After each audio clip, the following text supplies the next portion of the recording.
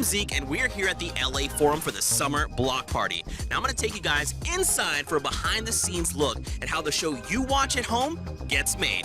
Let's go. And this is the caster desk. This is where some of your favorite human beings, like this guy, what's up, commentate your games. We're gonna go up onto the second level. There's more PCs up here, more players, more lights, more cameras, more Fortnite. Of course, we've got 50 PCs up top, 50 PCs down below, and some of your favorite Fortnite content creators, influencers, celebrities will take the stage and be playing here on the Summer Block Party. It's so Behind me, you can see all the madness that we deal with and we're constantly looking at. And we're kind of piecing together all of these different perspectives you're seeing into the show that you guys are watching back home. Oh, hi. We're in the command center. This is where the show gets made, how it all gets cut together. I'm the technical director, so I'll use this production switcher to switch between the different video sources that we have. Every source of the show is routed into this switcher, and the director, Joe, is gonna sit next to me, and he is always a treat to work with. Ready, 12, start your move. Go save screen in the wall, go save screen in the wall. No, that's the wrong save screen, what are you doing? And this is the last stop, the Players Lounge. This is where everyone's hanging out before they take to the stage. Now, Fortnite fam, I gotta go. I'm in full wardrobe. I'm really excited, and I can't wait to see you guys at the Summer Block Party.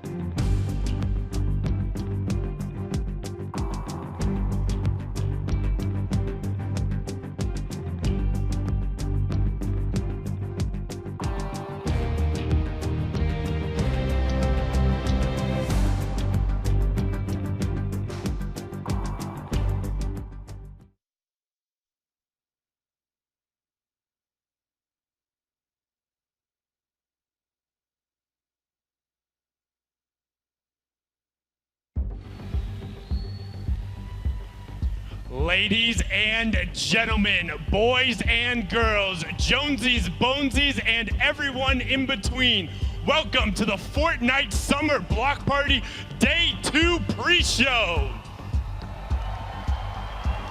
My name is Sundown, and I'm joined by the fantastic, as always, Bala TW. Bala, how you doing today, man? I'm doing fantastic. Yesterday we had a jam-packed day full of creative action, and today we're going back to, you know, what we know and love. It's the Pro-Am, it's BR, and I can't wait to get into it. Yes, as Bala said, it is day 2, it is Sunday, and also just a quick little shout out, happy Father's Day to all the fathers, sons, families, and everyone who opted to spend it here with them today. Give them a nice little shout out, there you go. As Bala was talking about, today is the Pro-Am, where 50 of your favorite Fortnite personalities will be paired up with 50 celebrities put on this fantastic stage in front of all of you, where they will compete for their chance at the $3 million charity prize pool that will be split out across their designated charities. It's gonna be nuts. It's gonna be awesome. It's duos, so we've seen it before at the Pro-Am last year, and it's always a blast. The Fortnite personalities paired with their celebrity figures. I can't wait to see what's going to happen. You know, sometimes you have the teaching moments, or are the celebrities gonna carry them? We'll have a little bit of fun, and again, as we talked about, it is day 2. Yesterday was the first day we unveiled this stage, and again had our first official creative showdown to kick off the Fortnite Summer Block Party. So let's take a quick recap into what happened yesterday to get everyone caught up to speed.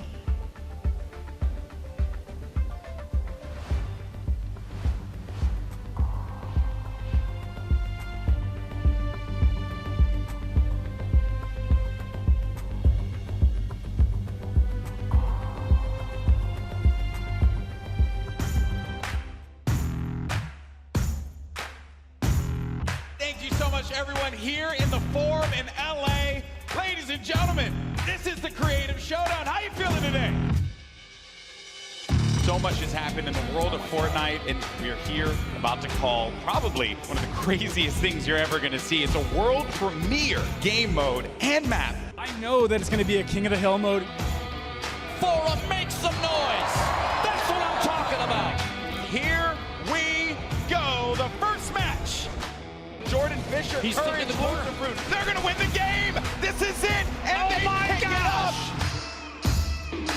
They have to protect him here, and this is now we're going to start to earn a lot of points. They're climbing that leaderboard, Lupo. They're in the shadows, unseen, and they will have the Ravens' revenge. GG.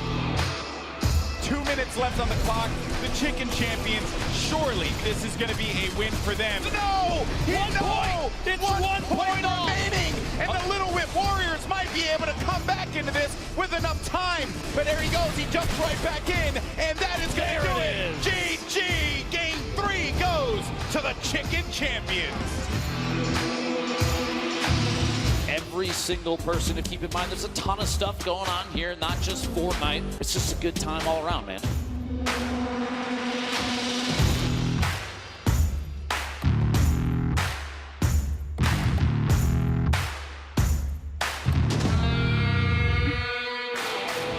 Look at him, just dancing it out, sitting inside the control point, 6 minutes remaining, but it's not even gonna matter. That's a victory royale. Game 4 goes to the Fish Man. Could the Llama Record Company be our first back-to-back champion, or will it be the Fish Man actually being back-to-back in this instance? He has it. You see the top middle of the D. He does it! He got it! Oh, Last second! The victory royale! He's still in it. He's standing strong, and he wins out on the battle. 990, and he's continuing the game. He's got to get to that wall, and that's going to do it. We want to know who won? We want to know who won? The Llama Record Company. Oh my gosh, congratulations! Give it up one more time for the Llama Record Company!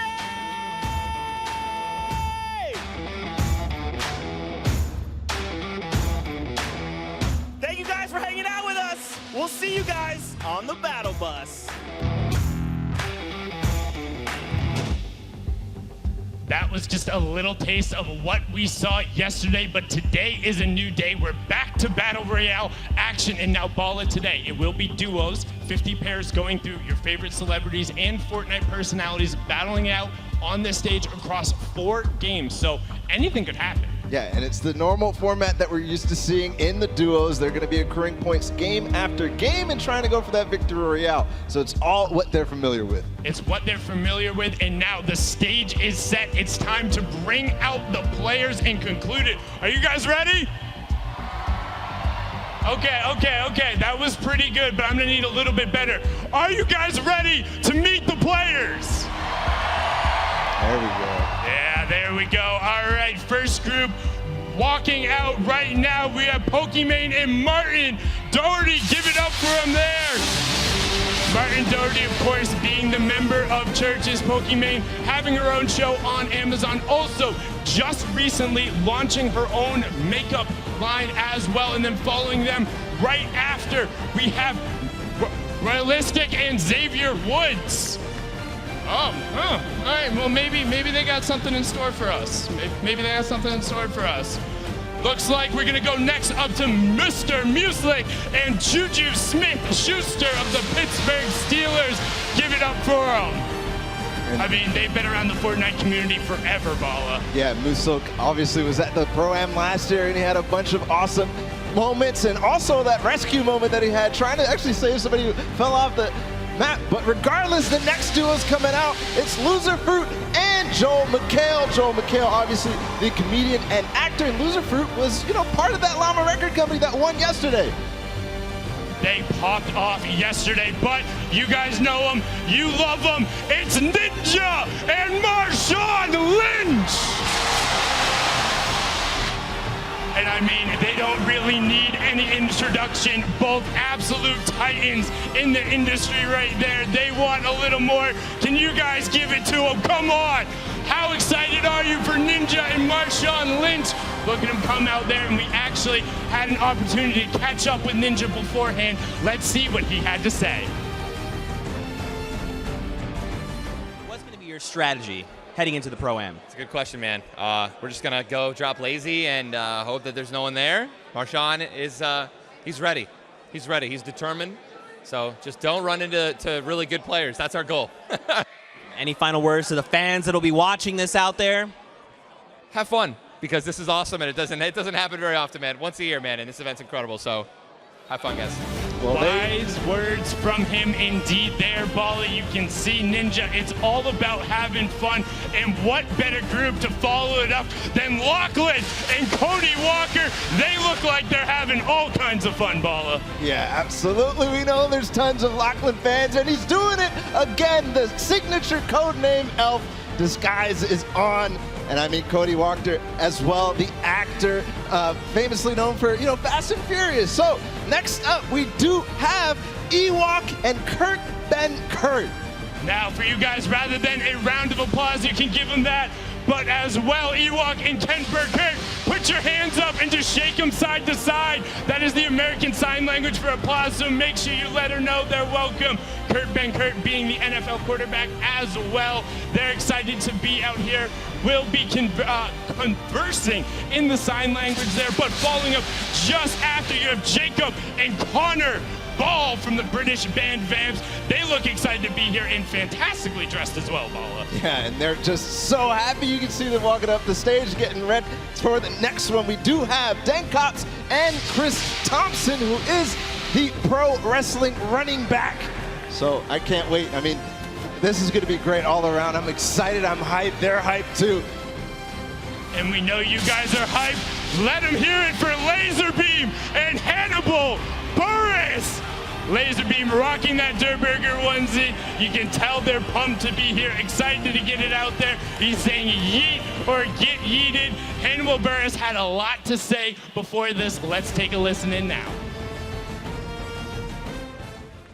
Well, I have to be completely transparent and honest and let everybody know that I have about probably 15 minutes total of Fortnite experience. So my strategy is just to, be a good follower and follow my teammate and let him, guide us to victory. Shout out, Laser.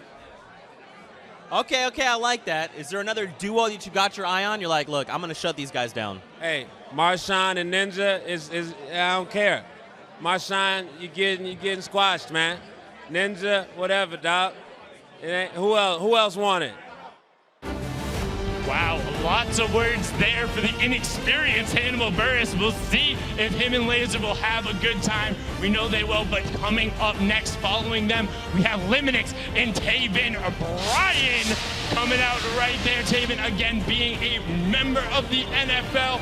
Again, all of them, thank you so much for coming out right before they get into those training camps and get out there, have an opportunity to play on the stage. And just behind them with TBNR Frags and JT Brown of the NHL, another veteran as well, was at the Pro-Am last year. Super excited to compete on this stage again and has been heavily involved in competitive Fortnite. And also, let's see if they'll grace us with their presence. It's Kay Yoon and Nick Shanholtz, one half of the Lost Kings DJ duo. And of course, Kay Yoon, we know him. He is such a strong player in all the competitive Fortnite events. So we'll see if he can, shake it up with the celebrities too. And just behind them, we have Bucky, FPS, and Kenneth Fareed, one of our Fortnite World Cup Online Open qualifiers. He will be competing on that stage in New York City, and of course, joined by the fantastic, as always, Kenneth Fareed, another veteran of the stage. I mean, they look so excited to be there, but now coming out, we have another big content creator, typical gamer, followed by Jimmy O. Yang, the actor, also on Silicon Valley. They look excited to be out here. They're taking the stage right now, Bala. That they are, and we do have another group who is going to join us right now. It's Vic Star and Martin Star. And again, that star pairing, Vic Star, the British content creator, and then obviously Martin Star is the actor and comedian that we know and love. And you can tell he's getting ready to serve up some mail to all of them. Vic Star has been around from the very beginning, but now coming out, we have One Shot Girl and Gallant. One Shot Girl, again, being a veteran to the stage in Fortnite in all facets, Paula. And yesterday she performed so well. I mean, if we actually watched and looked at who got the most eliminations, she would have been up there at the top. But next up is somebody you know. It's Cloaksy and Dylan Francis taking the floor. And I gotta leave you for this one, Bala, because I promised Cloaksy I would give him a big old hug when he's walking out here. So proud of him and everything they've done. This is the duo I'm gonna be rooting for right here, hoping they're gonna do well. Of course, Dylan Francis, the world-renowned DJ, smooth like butter, taking the stage there. And following them up right after, we have Nick A30 and Joey Bosa taking the stage. Nick, again, Bala, had a great performance yesterday. Yeah, fantastic. He was on the team with One Shot Girl, and he's also paired with Joey Bosa, who is the pro football defensive end player. And then here we are, guys. It's gonna be T-Fu and Josh Hart. And I mean, these gentlemen need much more of an introduction. Two stars in their own right. T-Fu, the World Cup qualified player, the TwitchCon victor, Josh Hart, everything NBA all the time. Just absolutely incredible there, Bala. And T-Fu, we all know he's the performer of a lifetime. He's won competition. So let's see if he had any words of wisdom ahead of the games.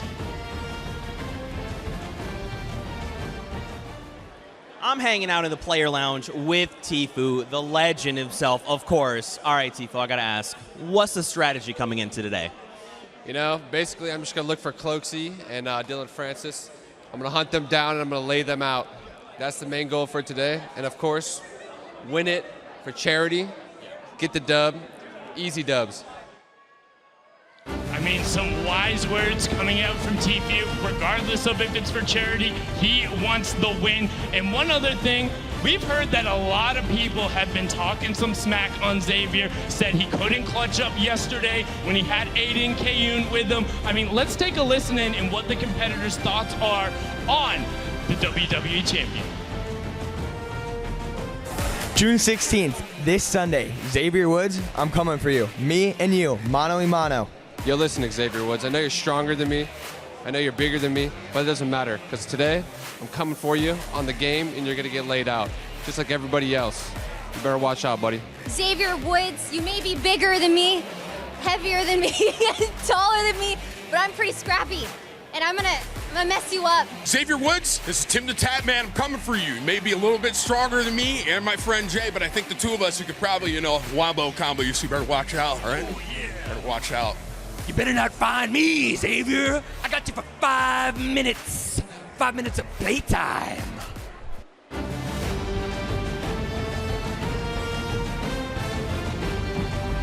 I am WWE superstar Xavier Woods, a.k.a. Austin Creed, a.k.a. 1/3 of your boys, the New Day.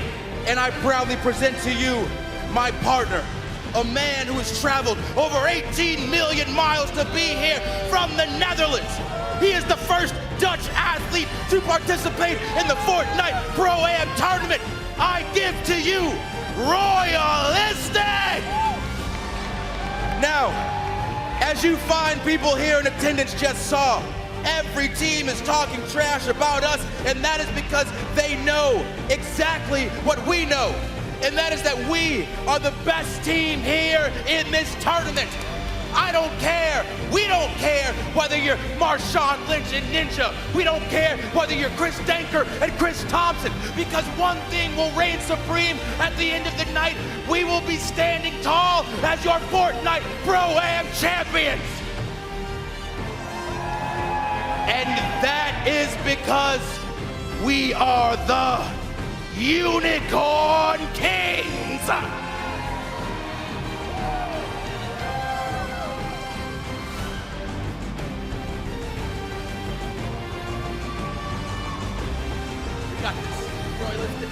Wow, that is just absolutely incredible. If there is one thing the Unicorn Kings know, it is how to make an entrance. Can we get one more round of applause?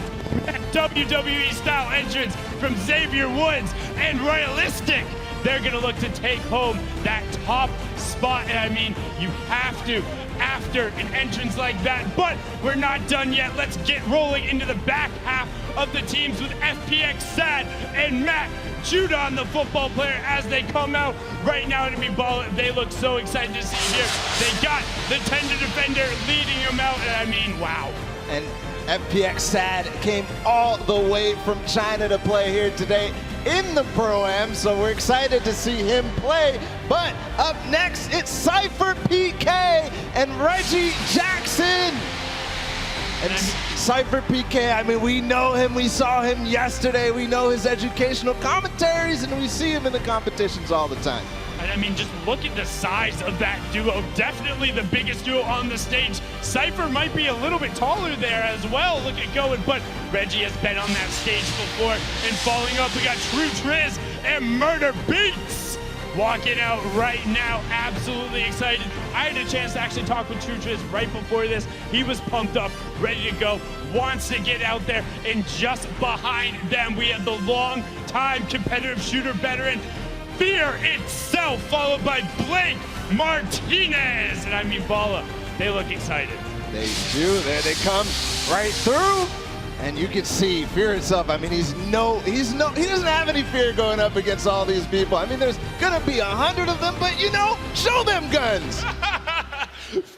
Fear trying to flex on him. Blake, of course, being the NFL player, but now the last one of this group, we have Aiden and Robert of BC, the other half of that Lost Kings duo. You can see Aiden getting ready to pickaxe the world. They're gonna look to take it on Bala, and I mean, they are so good. Aiden, the only controller player to have qualified for the duo portion of the Fortnite World Cup. Let's hear what he had to say before taking the stage.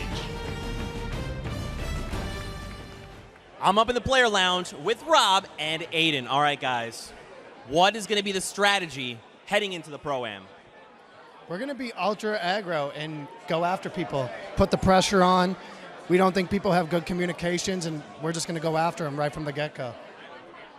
For sure. We're going to be straightforward about it. That's the play. We're going to play aggressive. We're winning this today. All right, what's another duo, you guys, that's on your radar? You're like, I want to eliminate this other duo. What's that duo? The man right behind us, Lupo and Jordan Fisher, they're on my hit list. That was the exact same thing I was going to say. They've played together before. They're going to be pretty good. They're going down. That's it. They've got it all worked out. Back to you guys. Well, there you have it. They got the chemistry already worked out, and you know, the plans, they sound familiar to me. I mean, Aiden is known for getting aggressive and getting in people's faces, so let's bring out the next duo onto the floor right now. It's Samara Redway and Marissa Bray. Yes, the actress and producer, they look so excited in the soccer skin mauve. Yes. Best outfit so far, absolutely. Look at that. They're excited to be here. They're on brand. I mean, just, this is brilliant. Samara Redway has been on the stage before, but following them, we have the French legend Gotaga and then Jordan Jones. And look at them. They look excited to be here, Bala. Yeah, they got the matching orange jerseys there. And of course, Jordan Jones, the actress, singer, and dancer. She's multi-talented, paired up with Gotaga. But we also have a Vive HD and Cray coming out right now. And look at that chemistry. I mean, oh my. That's the kind of chemistry you want. Cray taking the stage there. One of the famous DJs and producer, but following them out, we have Haystan and Liam McIntyre taking the stage now. The actor, they look so incredibly excited, making sure they get all the content they can get on there. Haystan saying, what's up? Haystan obviously makes tons of comedic Fortnite content. And then, of course, Airwax and RL Grime. Airwax, one of those people who qualified for the World Cup, so we'll see them in New York. We're going to chance to see them here today at the Pro-Am with RL Grime. So we're going to hear what they had to say before the games. What is it going to be? What's the strategy coming in for today? We're gonna play aggro and kill everyone. Like, really. I think Grime is the best amateur. Is there another duo maybe you're looking out for? Maybe someone that you're scared of, or you're like, we're the best? I'm pretty sure we're the best. Pretty sure. Well, I mean, he knows that everybody is thinking it because of how well they're performing in the World Cup and, you know, in competitions all around. But regardless, we still have 3 more groups of 5 to go. We have Wildcat and Janina Gavenker. Here they are right now. Wildcat was part of that group with Laser, who was doing all the crazy things. But of course, Janina Gavenker is an actress from all of the shows that we know. So many, honestly, it's impossible to name them all. Yes, she's been on the back, voice actress on all that, but another titanic pair. It is Nick Merckx and Kyle Van Noy. I mean, just listen to the crowd. Nick, the veteran from absolutely everything. Kyle, the NFL player who has just run over so many offensive members, but now we have Akau and Chandler Riggs. We saw Chandler yesterday as well on the stage, as well as in The Walking Dead. They look excited to be here, and I mean, he had a great performance yesterday, Bala. Yeah, he did. He had some of the best sword movement along with Jordan Fisher. I mean, it was impressive to watch. But up next, we do have Scarlett and Ellie joining us from all the way from Japan.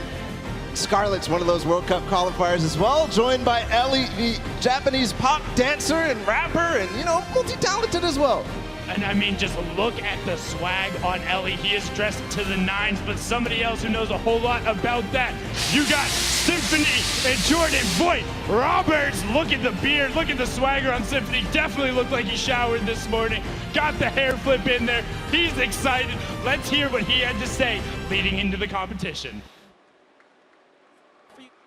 Have you been teaching Jordan how to edit? All right, so to be honest, he's never played a single game of Fortnite ever. So, you know, we're going to see what happens. I'm kind of nervous, but, you know, we'll see what happens. I'm going to be terrible. He's going to hold the whole thing up. We're going to talk a lot about video games he's never played, and he's going to put me on Fortnite. It's going to be great. You guys are going to love it. I think that's one of the most important things coming out is realistic expectations for your duo. Symphony definitely had it, but we're gonna keep rolling out the pairs. We have Belle and Reina Washio coming out there. Belle being the second half of that Japanese duo who was able to qualify the Crazy Raccoon players. You can see it on the jersey as he comes out, just so beyond excited to be here. And Reina Washio is a Japanese singer as well. She's actually part of 2 groups at the same time, so that's amazing. But we will be joined also by Power and Lee Nguyen. Yes, being the soccer player there, Power, of course, been around the scene from the very beginning. Excited to be over here. The Italian player is pumped. Now we have Koa and Dohain coming out right there. You can see how excited they are. Got all the content going on the competitive shooter player. And also you can see repping the Korean Open jacket was there on the stage, shared it with our broadcast talent like Kitty and Tifu. But following them up, we have Valkyrie and Justin Jones.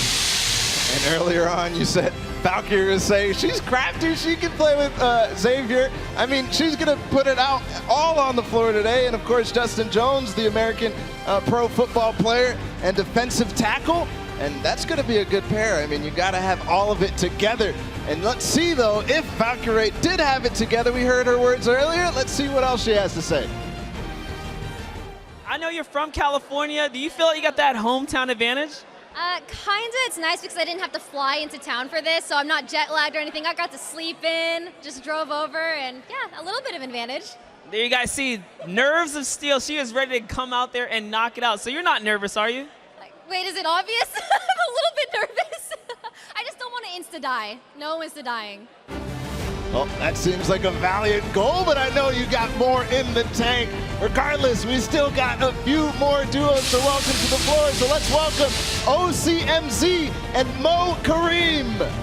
Ooh. So excited. Mo Kareem, being the actor and dancer, has an upcoming movie called A Score to Settle, which you can catch in theaters. You see they're pumped to be there. Bright Bomber leading them out. Is that some choreographed dancing going on? You got some best mates? Oh, look at that. But not to be outdone, just behind them, we have Action Jackson and Demarius Randall Balla. There they are, Action Jackson. You know him from all the games that he plays with all the content creators. He is such a fun guy to play with and be around. And you can already see it, Demarius Randall as well, the pro football player. And then also joined on the floor, it's gonna be Jarvis and Myers Leonard. Jarvis, one of the best controller players in the world, and I know a lot of people are starting to know his name because he's gonna join the ranks of Aiden and Nick Merckx. And Myers Leonard looks like he's ready to lay down the hammer, which he has right there. Beyond excited all the way through and on the stage. But now we have one half of each famous duo. It's Tim the Tap Man and Jay Muse. One half of Jay and Silent Bob and one half of the Girthquake. You can see them. They're excited, talking all the trash beforehand. He's ready to go. Also, happy first Father's Day, Tim. Can we get a round of applause to that for Tim and Brewer? There you go. But now the other half of the Girthquake. You got the reigning Creative Showdown champion, Courage, JD, and Panic at the Discos, Brendan, Yuri. And I mean, they look so beyond excited, walking out, got all the, whoa, Balla, what is that? Do you see that right now? What does that say? Courage is a bot? All right, hey, first of all, for all the Fortnite fam who is in the house, we are all about spreading positivity and fun here at the block party. Courage JD is not a bot. He won the Creative Showdown yesterday. They had a fantastic performance. Let's catch up and see what Courage had to say going into the competition today. All right, I'm hanging out with Courage JD, Mr. Parmesan himself. Courage, after your huge win yesterday, the Llama Record Company, you've got an edge. But what's the strategy coming into today? We're going to do what we practice. Brendan and I hopped into arena for like 6 hours a couple weeks ago, and we just fried the whole day. We know we were going to land. We know what we need to do to win. I've been casting about it Fortnite the last 10 weeks. I'm as prepared as anyone else here. We're getting the dub. I mean, big words coming out there from Courage. He seems prepared. Let's get into our final duo pairings to walk out. We have Pipe Punk and Wax Motif. Send them on out. Wax Motif being the Australian-based DJ and producer. I mean, they look so excited to be there, just throwing it out. And they are fantastically well-dressed as well, Balla. Yeah, I mean, what is, that's beautiful. But regardless, we do have to move on into the next duo. It's going to be Marky Locuras and Whit Lowry. Marky, one of those Spanish content creators, and he does it so well. I love watching his content.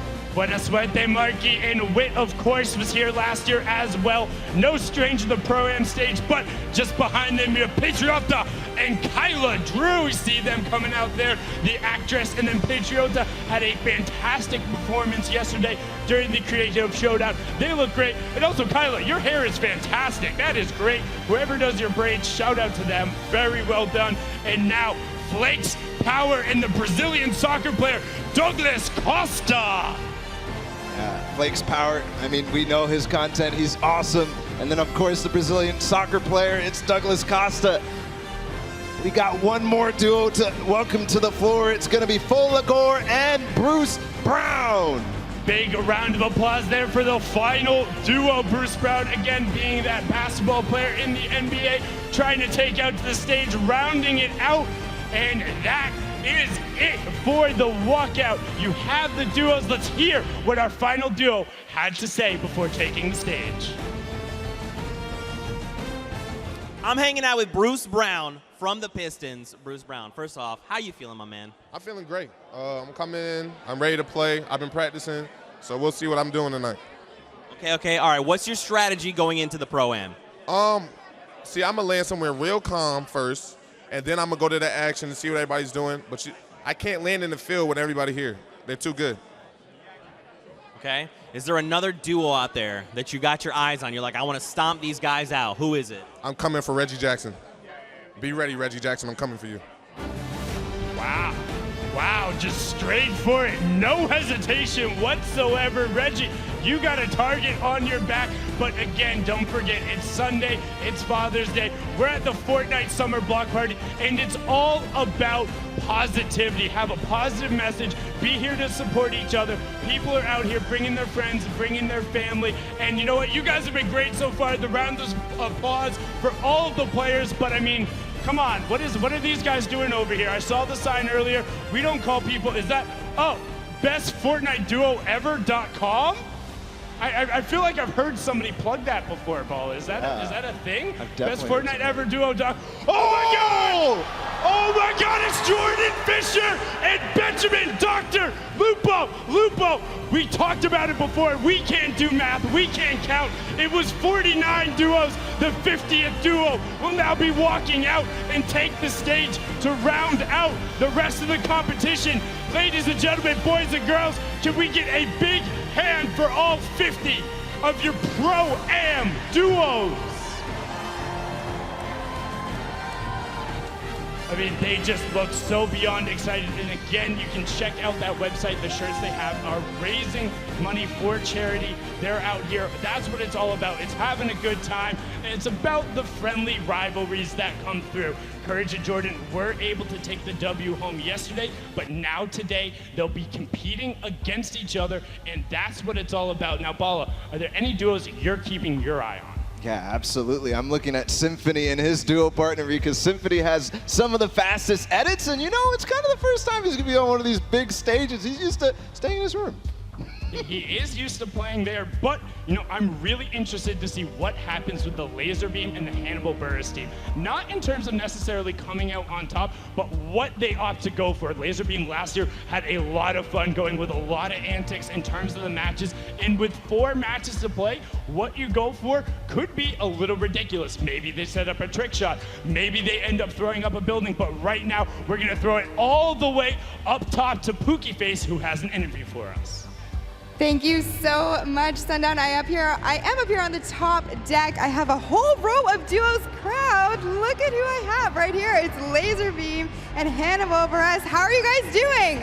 I'm doing excellent. How are you doing? I'm great, thank you. I'm glad to see that you are sporting your onesie again. How does it feel? Yeah, I was wearing this yesterday. It's very sweaty and stinky now, but I'm rocking it again, so feeling good. Hopefully everything will stay contained within there, and you're not going to have to put up with smelling him too much today. I just wanted to stop by, say best of luck to the two of you. I'm going to keep on going. Here I have an elf. I thought that you were one of our cosplayers, but you are not. Who are you? Yo, what's up, guys? It's Lachlan here. I'm here as codename Lockie, but I don't have my hat on right now. Here with Cody Walker, and we played a couple games a couple days ago. It's going to be pretty interesting. Looking to hopefully make late game in at least one of these, and yeah, it's going to be good. Perfect, thank you. And how are you feeling going into today's game? Oh, I'm stoked. We're just gonna have some fun. And we're gonna raise as much money as we can for charity. It's gonna be great. That's an excellent way to approach it. Thank you so much, guys. I'm going to make my way down here a little bit further. So we have Loser Fruit and we have Joel McHale. Joel, it's my understanding you're a bit of a funny guy, right? I can't hear you. You're a bit of a funny guy. Oh, that's very nice of you to say. Not when you watch me play. It will be the saddest Fortnite game you've ever seen. I'm going to be Loser Fruit's decoy. I will just go into places and then she'll see who's shooting at me, and I will run. If I can make my character cry, that would be great. Well, hopefully you'll make everyone in the crowd laugh and have a great time. And Loser Fruit, you are no amateur here at the Pro-Am. You've done this before. What are you going to bring into today's games to further you and your partner along? Well, I feel like everyone's nervous here, so I feel like we can do it. We'll just shoot at people, and it'll be fine. Yeah, it'll be fine. Excellent strategy. Thank you so much, all of you. Crowd, you saw it here first. We have all of our players ready up here. Sundown, right back to you. Thank you so much, Pookie. And Joel, you know, happy Father's Day to you, because I remember you played in the Pro-Am last year, and I'm pretty sure you lasted longer than Ninja, and that's what your son said. So, I mean, you got it. You don't have to rely on Loser Fruit for everything. He'll be able to play himself, and like you said, not a stranger to the stage, was here last year, had his whole family up there as well, so happy Father's Day. But now we have a little bit of a special surprise for you guys. We're going to throw it to a world premiere Fortnite interstitial. Now, interstitial, that's a fancy word. You can check it out for yourself and take a look right now.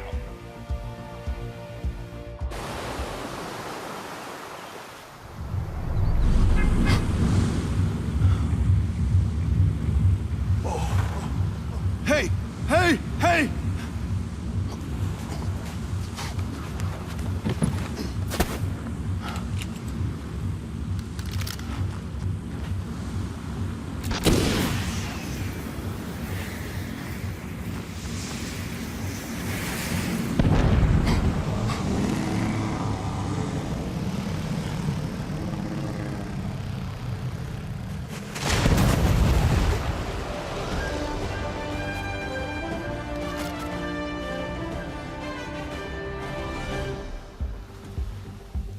Wow, absolutely incredible right there. Nice to see the animation. And just one thing I want to throw out there, Flare Gun OP.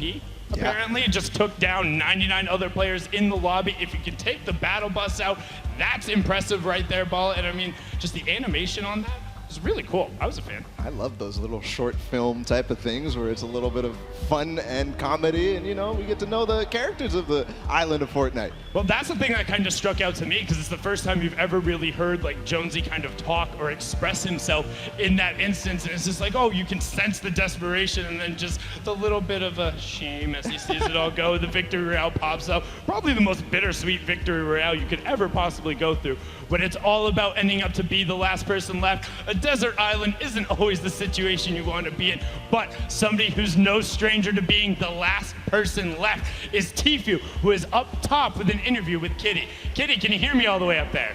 Yes, Sundown, I'm here up top with Tfue. All the players are getting ready right now, but we thought we'd ask you a few questions before we get into things today. So we do have Cloxy right behind us. You guys are close as friends, close to play, but today he's gonna be your opponent. Are you gonna be focusing him, or are you gonna be just playing the game normally?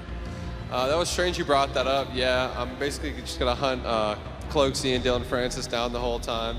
I'm just gonna figure out where they're at and then just W key right into their box, and it's gonna be a pretty interesting experience. Oh, there's a bit of a rivalry already. I know you guys got the duo qualifiers coming up this weekend. Now that you've seen the stage, what do you think of everything? I haven't seen the stage from like the outside, but from inside here, it's pretty incredible. I think they did a great job, and I'm excited to play and see how it goes. So any last words for your opponents today? Maybe a back-to-back Pro-Am win? Use code KittyPlays. There you go. Thank you so much. We're sending it right back down to Sundown. Thank you so much, Kitty. I mean, Hats off to you, Tfue. It's hard to make her speechless, but did it right there. No strangers to the plug.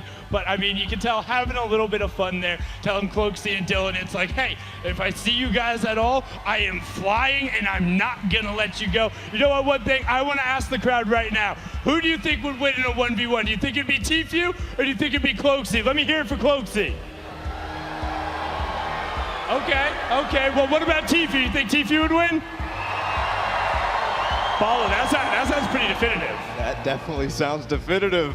I mean, that's awesome. Tfue is gonna be hunting Cloaksy. That's gonna be interesting. Now, the real question is, what do you do in that situation if you're Cloaksy? Do you just completely go pick somewhere else? You know, him and Dylan have played before. They're able to find different opportunities, different strategies. I think they'll be successful, but I mean, I'm about ready, Paula. Are you ready? I am so ready, Sundown. All right, hey, crowd, are you guys ready? Okay, that was pretty good. Are you guys ready? All right, that's a lot better. That's enough of the pre-show. That's it for me and Balla for now. We're gonna throw it on over the stage to Golden Boy, who's gonna kick us off. Golden Boy, take it away.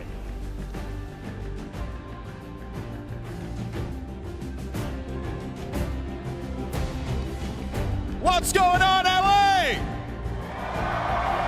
Yeah, you're looking good today. All right, everyone, I'm Golden Boy. You may have heard me commentate the action yesterday for our creative showdown, but today, we're gonna kick it old school. We're gonna do it right in the island. We're gonna have a good time playing some duos, and I know all of you are very excited to get into the action today. So I have a question for you all. Let's see here. I wanna get like a little temperature check with the crowd. All right, who do you guys think's gonna win? Do you think that it's gonna be Marshawn Lynch and Ninja? Oh, all right. Or how about Cody Walker and Lachlan? Okay. Well, what about Josh Hart and Tfue? Oh man, all right. Seems like the crowd is geared up. Seems like you're all ready to go. But enough talk. It is now time to kick things off. So, are you ready? That's what I like to hear. Ladies and gentlemen, this is the 2019 Fortnite Pro-Am, and it starts right now.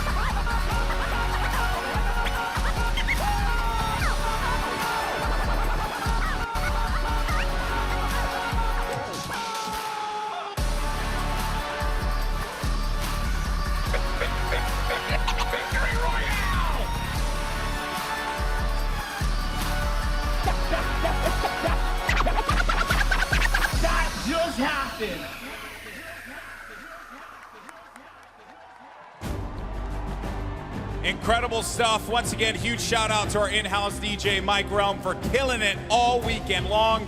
This is the talent team that is going to be bringing you all of the action today. Interviews, breakdowns, you name it. And today, we're going to be playing for $3 million for charity, folks. That's a lot of cash.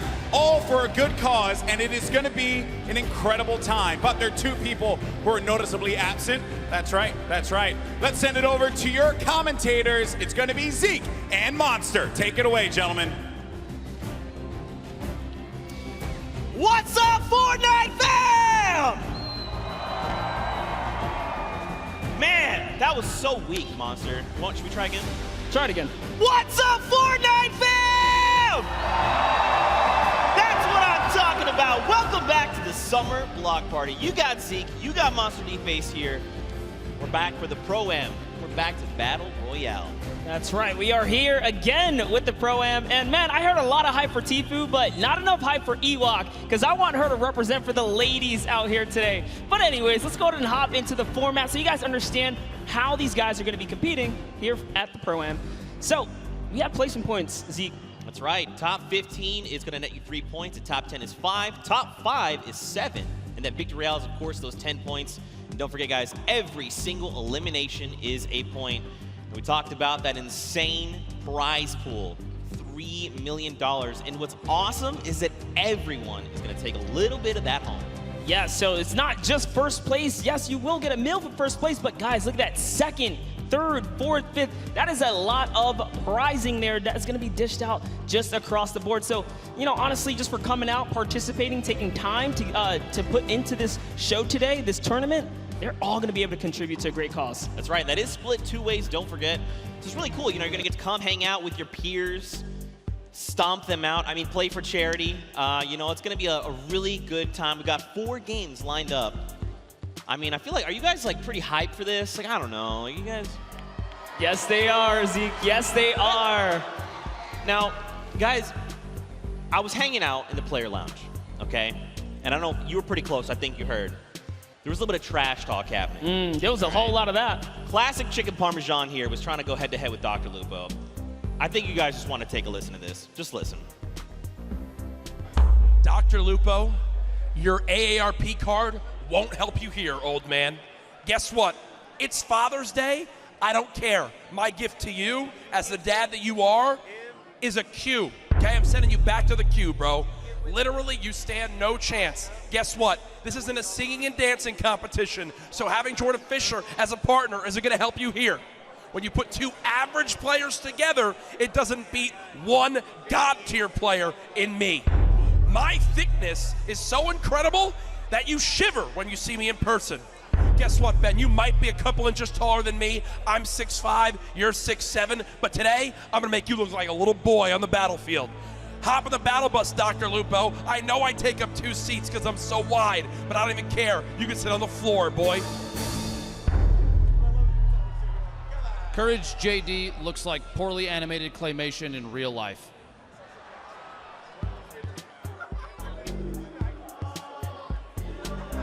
Sometimes things, that was pretty savage, honestly. Like, I was like, dang, that's a lot of smack talk coming out of Courage. And then Dr. Lupo just hit him with the one. Dude, that wasn't ready for that. That was heated. And, you know, not only that, and credit to Lupo, man. He is one of the wittiest people that I know. That is not the guy you want to go kind of toe-to-toe in a little joking frenzy. He will get you. I mean, listen, Courage JD is pretty wide. He's a pretty thick boy, so Lupo needs to be careful. Now, they've got 2 fearsome competitors. You got Jordan Fisher on one end and Brendan Urie on the other. Both very, very good at Fortnite. Now, you know, I feel like it's probably only fitting that we hear from them, because I mean, like, that was pretty good, right, guys? Like, I mean, in a fight, I want to hear, we'll do this kind of what Sundown did, and in a fight, who wins? Dr. Lupo and Courage, right? So let's first cheer for, do you think Courage JD would win? Okay, what about Dr. Lupo? Again, seems pretty definitive, and I think, you know what, why don't we send it over to Pookie Face and hear from them firsthand after that audience reaction? Oh my goodness, Zeke. I am down here on the floor with these 2 teams, and tensions are high. I can definitely tell you that much. Now, whether you call it beef, whether you call it chicken parmesan is really up to you to decide. But you know what? There's been kind of some animosity between these 2. Lupo, why don't you weigh on that for me? Listen, it's not my fault that Courage JD ate all the chicken parmesan before the crowd could have any, okay? Just saying. That's all. All right. And Courage, how do you retaliate against that? You know, there were some signs in the crowd earlier. How do you respond? Listen, I'll let my facts speak for themselves, okay? $366,000+ raised for charity in the 2 events here. Top 120 Fortnite earner of all time. Better of the 2 casters between me and Lupo, just ask Epic. And I got the better looking, better singer and dancer of a partner in Brendan Urie. Sorry, Jordan, you're good. But we got high hopes for a living brother, and guess what? We're about to show you what's up on the battle bus, boy. He just pulled out that Panic at the Disco reference. I do like it. Now, you know, I just got word that there's a picture that we need to show you. Picture? A picture? What is it? What is it? There's a picture of Lupo and oh, wow, that is something. All right, well. Do you two have a picture like that, Brendan? We don't need that. They are simply put a pro and an am. Yeah. This man has the looks of Shawn Mendes and the voice of Ariana Grande. We're gonna win this thing. Hey. And the body of a pumpkin. Okay. All right, you know what, Jordan, last thoughts. What do you got to say to these guys? I have many. Truly, at the end of the day, I'm just hoping sitting so close to Jack, his gravitational pull doesn't pull me away from my keyboard and my mouse. But I think even so, at the end of the day, the cohesion, I mean, you saw it in the picture, right? The cohesion, the practice that we got together on stream this morning. It's a shame. I wonder how long it's been since you guys have played together. But, you know, we're really looking forward to the day. Honestly, at the end of the day, it's for charity. And thank you, Epic, for having us. Appreciate it. BestFortniteDuoEver.com. Thank you so much.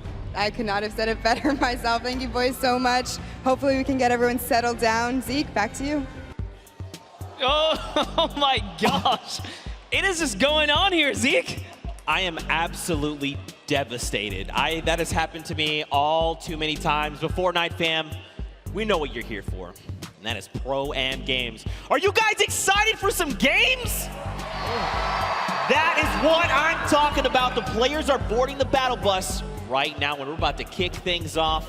We're about to have some of the craziest Fortnite games you have ever seen. You can see everyone getting ready, getting hyped, and getting in the zone. Look at this on the islands, of course. In typical fashion, you know, you hop in the island, you find the biggest group of people, and you emo. Yeah, you know, I'm always down for a little conga line in the pre-game lobby, but and in real life, it's all happening right here. Yeah. We're gonna get into our game 1 very shortly here, Zeke. Oh my gosh! All right, well, what's a duo you're looking for? Actually, Monster, I'm gonna tell you what. Hold that thought for just a moment, because Fortnite fam, the countdown has begun. Let's hear you! Let's go! The first match of the Summer Block Party Pro-Am is beginning right now. This is it. These final moments we've all been waiting for. Just a little look at all the players kind of loading in there. And this is the lovely news shot, right? You get to see the camera, the map, the land-ins. Who will go down first, Zeke? Well, you know, I think we've had at this point 9 weeks of open qualifiers. Everybody's ready to just take a step back, have some fun. We see Tifu there a moment. Josh Hart. Block with Josh Hart, and I don't know. I see the map. There's some players there as well. There's someone else. You've got Ninja and Marshawn there. They're going to Lazy Lagoon. Looks like potentially uncontested as well. Valkyrie and Justin Jones.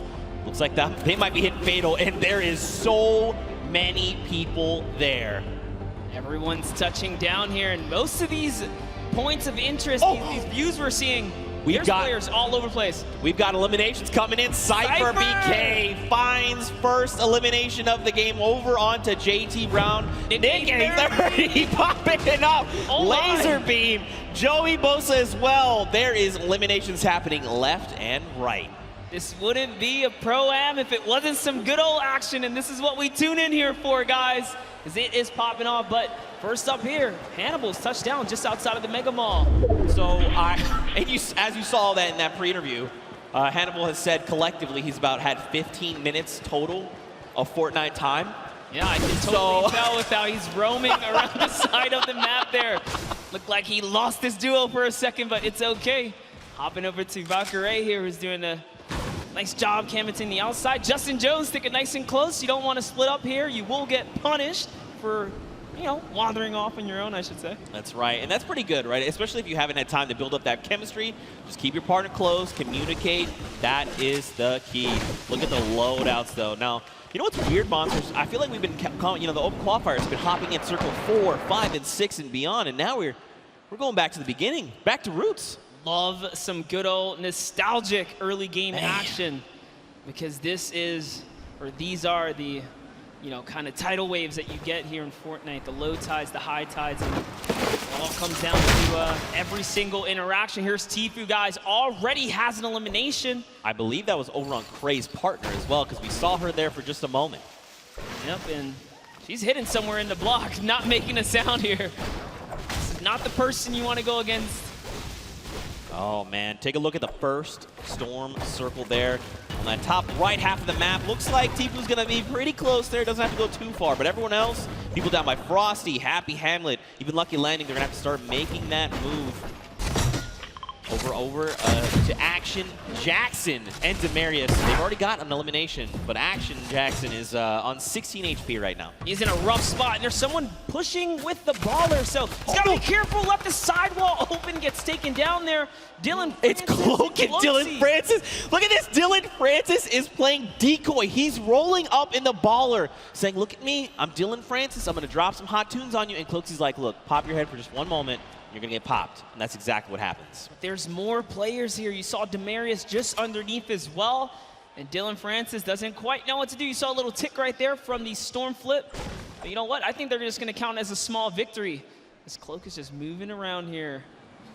Wildcat's very close by as well. You got to think he saw that storm flip go off. Look at this. Demarius is like, look, just gonna play this really slow. Don't build anything. Just use that natural house cover. Just crouch down. Keep the footprint here to a minimum. Listen, in his poor mind, he's like, Action, they brought you here to come help me? How dare you go down so soon? Looks like Wildcat having a similar, being in a similar situation there. Janina has been knocked out, and so Wildcat's got to figure out what he's gonna do. This would have been huge for Demarius if he had gotten to that baller, but Wildcat already on and looking to make those rotations. And don't forget, if he picked up the card, he could potentially go for the revive, the revive over on Janina. Yeah, good call, and you already saw him kind of pushing up towards the polar peak to make that happen. And oh man, I talk about wanted to see Ewok be successful, but no! Aiden just came out and shut that entire dream down. Aiden making quick work of Kurt Ben Kurt. And Ewok. Aiden, I cannot believe you did that. Ewok taught you how to sign Ghost, and this is how you repay her? I'm so disappointed. Don't forget, Aiden is also a World Cup final qualifier, so he's looking to represent huge. But overall, to Joey Bosa and Nick A30. I think you guys think Nick A30 is pretty cool, right? Nick A30 is great. Losing odds there. There it is, talking about my boy Nick, man. He's got some shots there. That player does not have any shield. He's on 3 eliminations. Look at the aggression. Doesn't even care to pop these minis right now. And he gets punished. So, down sight from Lemonix. Now, this is where things get a little difficult, right? Because they're going to start applying pressure. Joey's got to get their very fast builds coming out of Joey. I like this. Now, the question is, do Lemonix and his dual partner, Brian, do they try to get aggressive? You think they're just going to let this revive happen? I don't think there's much they can do. They're trying to push towards him, but Jimmy's down in the field, so there's something already going on there. Yeah, and that's a heavy sniper. They got to get out of there ASAP. This is not the fight that they want. This is a fresh duo. It's 200 shield as well, or 100 shield and 100 health. They are very, very tanked up right now. They do not want any of this action, but look, Lemonix, he is hungry. He's like, look, I want the charity money. If he had gone for that shot and landed, it would have been huge. More shots, but nothing has connected. Jarvis finds himself an elimination, and we're still at 38 duels. Monster, don't forget, top 15 is that initial threshold for points. We still got a long way to go. You know what? I'll tell you this, I'm surprised. There are 71 players still alive right now. Yeah. As much action as you saw just kind of unfold and pop off at the start, dude, I didn't think there was going to be that many guys still alive this late in the game. Yeah, man. Look at this. Pressure plant. You got Grime, you got Airwax over from Solary. Up on that Sky platform, you got Matt and FX Sad. Look at this. FPX Sad, excuse me. They're just chilling, man. They're just farming up as much as they can. Now, don't forget, Airwax as well over from Team Solary. He is a dual qualifier. Their entire roster went through in the, not this upcoming dual qualifier. 2 back. So he's a pretty fearsome competitor. He's ready. He's like, Grime, you got me? And Grime's like, yo, we're about to win the whole thing. Absolutely. Airwalks, I'm a huge fan of what he can do, and not only the solos, but the duos, right? Back at home when he's out there doing his competition. Team Solari is just a great squad, and no, Grime didn't quite realize he could walk into that little lava pool there. You know, maybe he's just trying to get somewhere fast. You know, it's okay. He just took the 3 damage. Everything's all good. Someone else is close. He saw the guys go off, and look at this. Airwalks calling it out. Lasering, it's Marshawn! And immediately, Airwax using that incredible precision to rip him out of the sky. So you know who's close. Marshawn does have a teammate, and that's Ninja, who's right above now, putting fire down on both of these guys. Can he be clutch here? Heavy Snipe comes out, takes a little bit of fall damage. Great grenades down there as well. One is going to connect Zeke. He's got to try and bank them back so they're fracturing as much of the builds as possible. But look at this. He's like, honestly, I'm not in a great position. Marshawn's already gone. I just probably need to bail on the entire situation. He's got the launch pad monster, but look at this. They're just keeping him from making decisions, right? Keeping him isolated, making sure he can't leave. They're using so much, too. There's another team from up above! Oh, this might be it for Ninja, as he is now backed against the wall. The wall replacement does happen. Up for the high ground he goes. And Airwalks meets him with the combat to the face. Down goes Ninja and Marshawn Lynch for making the wrong rotation. I think Ninja might have stayed around a little bit. He probably wanted to try and go for the card, because he did have the launch pad, right? He could have just launched pad up and out, but at the end of the day, hindsight is 2020. Tifu here, and his dual partner, Josh Hart. Looks like someone's trying to get a little bit cheeky right now. I love what he's doing here. Tifu is in the pocket right now, really putting up the pressure. He's just got his teammate Josh Hart over safely into distance, putting down fire here so Tifu can get these walls and try and get these shots. That's one. Can he get the second? And he does. Tifu with 4 huge eliminations right now. Zeke, every elimination is worth a point. That's right. If I had to guess, it's probably in the lead right now. That's right. There's only so many points. So we've got Airwax, who has 4 eliminations. Nick A30 and Tifu. Wow. All tied with 4. Everyone is popping off. Speaking of Nick A30, you've got Jarvis very close by. This is so scary. If they're not careful, they could very easily meet their end here. Look at this. And Mayers, don't forget, Mayers is over here on Jarvis's left. He's ready to respond. Listen, crowd, let me tell you, Jarvis on the controller is absolutely scary. He is so good. If I'm being honest, Nick is probably lucky Jarvis wanted to back up right here, because his shot can punish. No, I am not kidding, guys. This will be a very intense battle if it does pop off, but dude, let's talk about our Elim leaders. Airwalks, World Cup qualifier, Nick A30, the largest, one of the largest on the YouTube community for Fortnite, and Tifu, obviously another staple person in the community. They are leading right now and popping off, and not far behind them is Nick Merckx, guys, with 3 eliminations. So it's going down right here. Controller gang, if you're here in the building, let me hear you scream for Nick Merckx. You gotta send him your energy. There he is on screen. He sends a shot out over on Grime, and look at this. He wants to get aggressive. Kyle, his duo, is down. But look, Nick has been in these types of situations before. He's been competing all qualifier long. And I mean, he's been a competitive veteran across a multitude of titles. Yeah, but this is crazy. Look at the map, guys. There are so many players migrating to the Sunny Steps area, because this is the center of the next safe zone. And unfortunately, Kyle's already gone. If I had to guess, Nick is kind of moving towards what might be the respawn bus, but look at this, just duos everywhere. He's probably, honestly, not going to get the chance here. You see him right on the other side of Vicstar. Vicstar is here.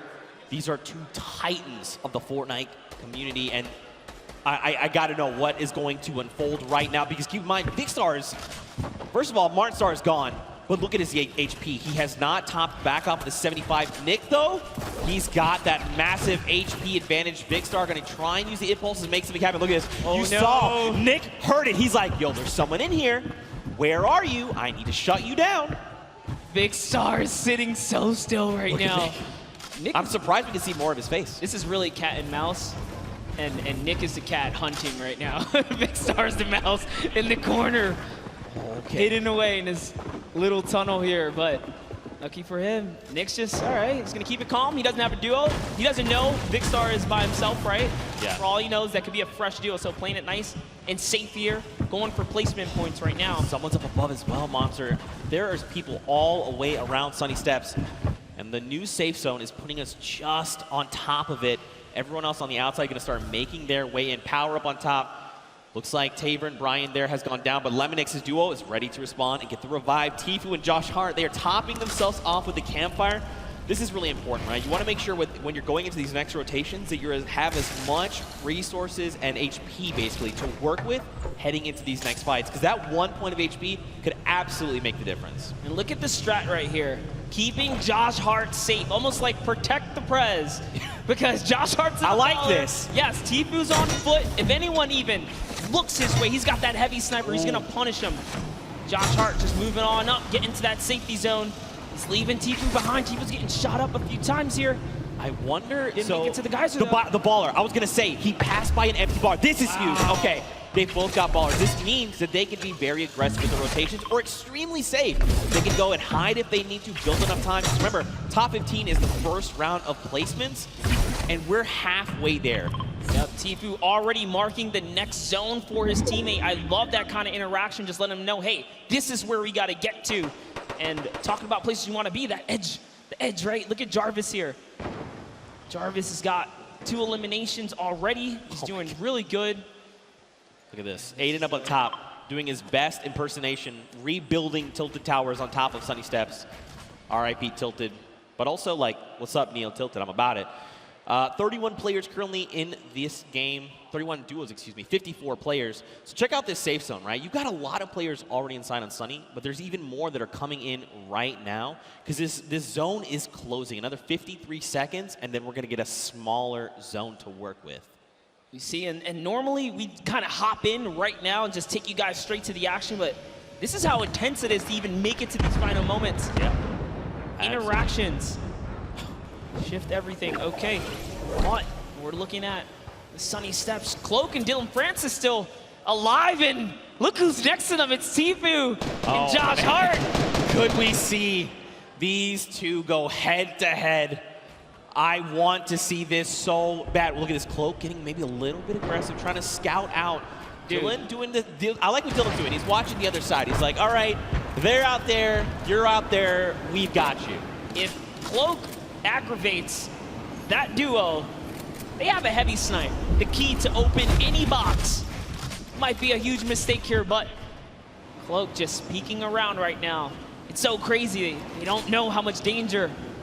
All of them don't really realize how much danger is all around them in these moments. I think what's going to be key here as well is that Storm flip. He's got one in his inventory. We saw some recent changes to it. Now, don't forget, these guys also have ballers. We saw Dylan kind of playing decoy a little bit. Look at this. They're just going to rotate out the back. They're like, you know what? Let's get another position. This is just too hot right now. Let's be able to look at this. There's just people all over the place. It's still so dense.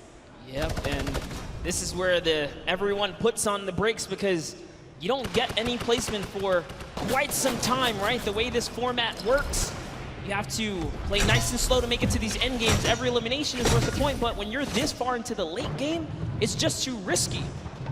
Oh man, wild card here.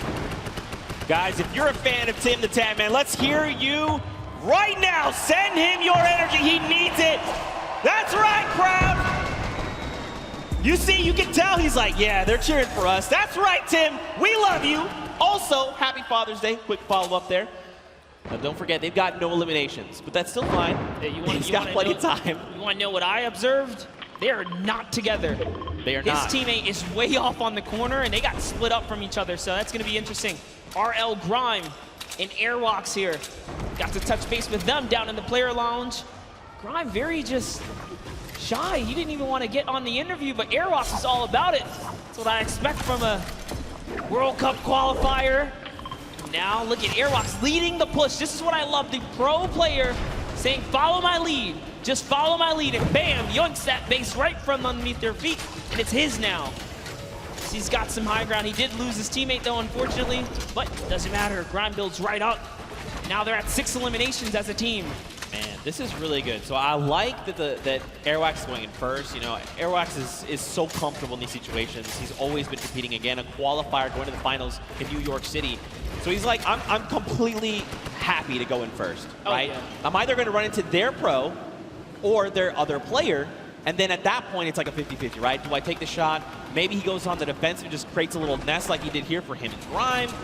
Really great stuff. I like to see it. Now, this is where things get fun. All right, this next, okay, cool. The next circle, we're going back into Sunny Steps. Okay, over old builds. Dude, look at that Elam feed. Loser Food just picked up 2 more. She's holding it down. She said she would. Listen, Loser Fruit, in case you don't know, she is an absolute slayer. She was part of the Llama Record Company yesterday. They won her. We got Jordan Fisher, Courage AD, and Lester, the golden ticket winner. And at the end, the team collectively said Loser Fruit was the person that held off squads by herself. She was the reason we won this entire thing. That's right. That's what Courage JD said. I'm just repeating what Courage said. Hey, I mean, if Courage is to be that humble, then you have to agree and appreciate that response. But Airwalk still has that sniper. He's putting down some shots. Didn't quite connect right there. And they're hunting. This World Cup qualifier is on the hunt right now, traveling from across the world, really. Oh, takes out the launch pad. That's the death trap for all these players. Back here, takes out another launch pad. They're putting down pressure. No one's safe now. That's one Elam right there. Can he get a second? That is going to get followed up. He takes out a World Cup qualifier. Bucky goes down. The action is insane. Another one. Watch his elimination feed in the top left. You've seen not only Airwax and Grime eliminate people left and right, but Tfue as well. He's on 6 Elams. Airwax is on 7. Nick Merckx and Nick A30 are both in this tied with 5 eliminations. There are still so many players left to be cleaned up, and we're finally getting down nearer and nearer to top 15. Just think about that, Monster. This is the first game and we're not even in top 15 yet.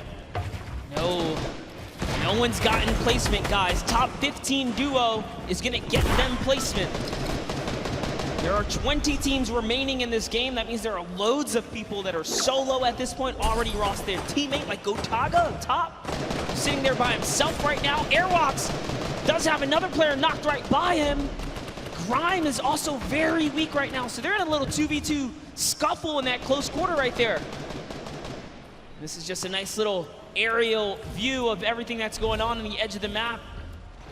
All of your favorite players. Symphony's still in it. Oh, man. Lucelka is still in it. Monster, you know what time it is. It's just about time for that moving circle. We get a nice view at Nick A30. What's going on with him? He knocked Josh Hart. Yep. So Tfue lost his teammate. But this is Tfue we're talking about. He can clutch up things. Now look, Nick is out of materials, 6 eliminations, and only a single magazine left in the AR, but plenty of slugs in that combat shotgun. He's gonna look and try and navigate these and catch players off guard if he can, because he desperately needs materials. A player behind, 102 to the face, that's Cody Walker. He is down. Nick cannot build right here, Zeke. He's looking for anything. He needs to make something happen. He needs the material. Cody Walker went down, but he's so far away, and Nick gets traded out by Cyber PK. Oh my. A friend. Tfue here with 7 eliminations and materials galore. Ammo, he's got it all, but so does Airwax. These two, and Cloak and Dylan Francis are still in this. Jarvis as well. So many massive names. Aiden here too. Symphony. Muse out, there's so many names. Juju getting dropped. And look, Tfue goes down. Airwalks took him down. Airwalks is on 10 eliminations. He took out Tfue, took out Juju, and he's still going. He's got the high ground. 900 materials. Someone is behind him. What's he gonna do? Just builds up right now, trying to find a little moment to kind of gather himself, right? Catch back up. And off he goes. He's got shadow bombs. Is he gonna start rotating? He's got to. He's got to go perfect. That's right. Let everyone else battle it out. Just ignore them all. You're one duel away. Cloak and Aiden both go down. They go down the crossfire. It's a free-for-all right now, just like you said. Oh my, can he get this one right here? That's huge. Finds another one. He's at 11 eliminations. He finds someone else in the zone. That's another top 4 situation. That was Lachlan. He shuts him down. Right now, Airwalks is in such a commanding and powerful position up on the high ground. And don't forget, This storm flip is just eating this entire zone. There's only so much space these players can work with. He's just waiting for a full send. It's Symphony. He shuts him down. It's a 1v1. Who is the other player that's left? Oh! Here it is. He's going to go with the X. Oh! Airwalks with the 14 elimination victory for the first game here, Zeke. That is why he's a World Cup qualifier, representing from across the sea.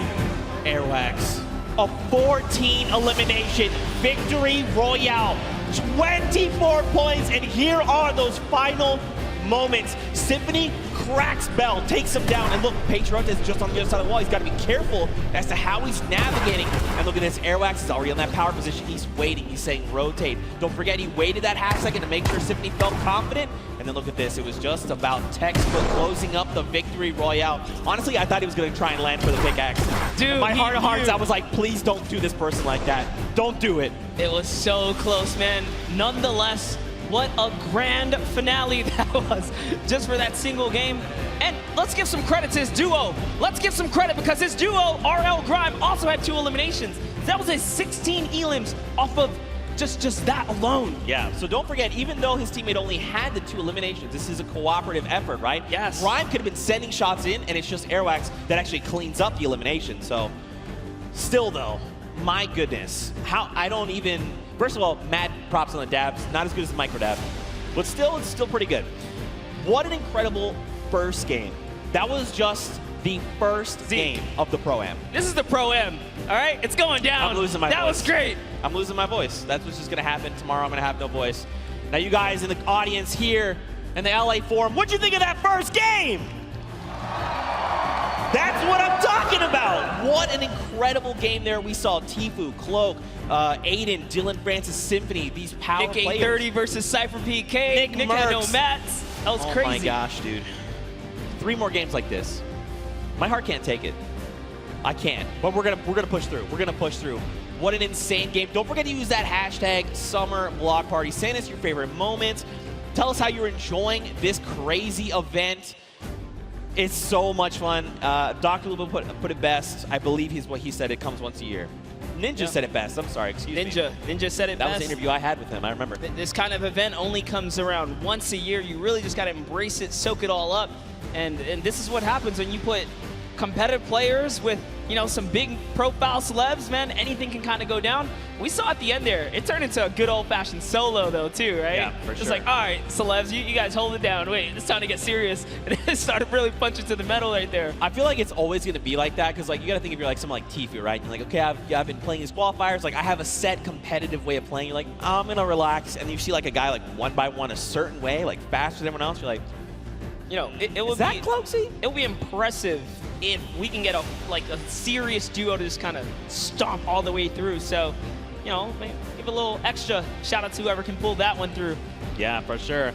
Now, of course, we've got to send it down to an interview with our winners, Airwax. So we're going to send it right now and over.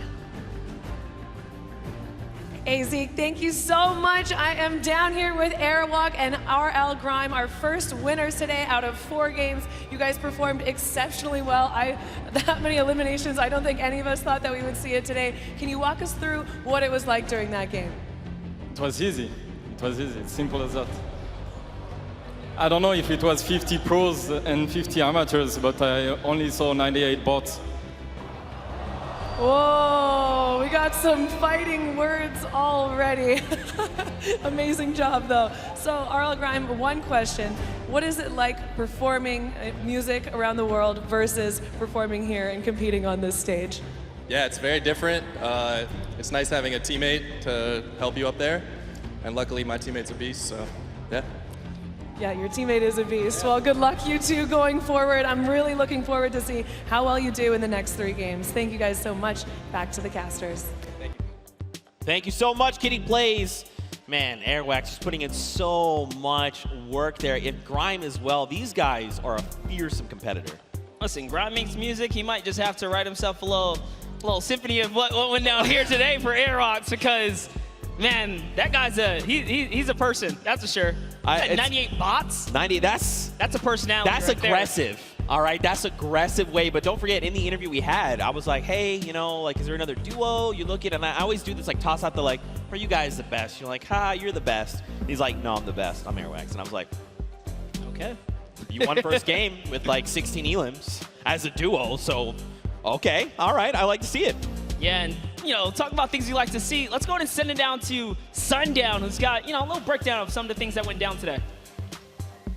Thank you so much, Monster and Zeke. And I actually had an opportunity to chat with Airwalks and RL Grime right before us, and they were like, you know, I don't really feel like doing interviews that much, but if we win a game, maybe. And then boom, right out of the gate, Airwax said, I'm gonna win the Pro-Am, I'm gonna win the World Cup. It doesn't matter what it is, but now let's take a look into what happened in the last game and a little bit of the action. So first, we're gonna hop on board here with Tfue, see what's up, takes that TAC AR, and then just right away, rips Gray apart. Brilliant shots there, and on board with what ended up being our Victor Royales. You can see Airwalks taking great shots to the sky. RL Grime throwing some shots over, and that was Marshawn Lynch. You can immediately see how Airwalks checks above him, where are those shots around, knowing that Ninja is lurking and around in there. The shots come down. They both make sure they box up, but from a combined effort with Grimes throwing down shots with the AR and then able to take it away, Tfue putting pressure down with that tactical shotgun, what he does best, picking up Do Young Kim, and then Nick A30 going to work, showing off the accuracy of the tactical AR at range. Just brilliant to pick that one up and getting the full elimination onto Xavier Woods. And then Pipe Punk showing off that sniper rifle, the semi-automatic. It gets a lot of error, but Valkyrie caught that one. Yeah, give him a little bit of PogChamp up there.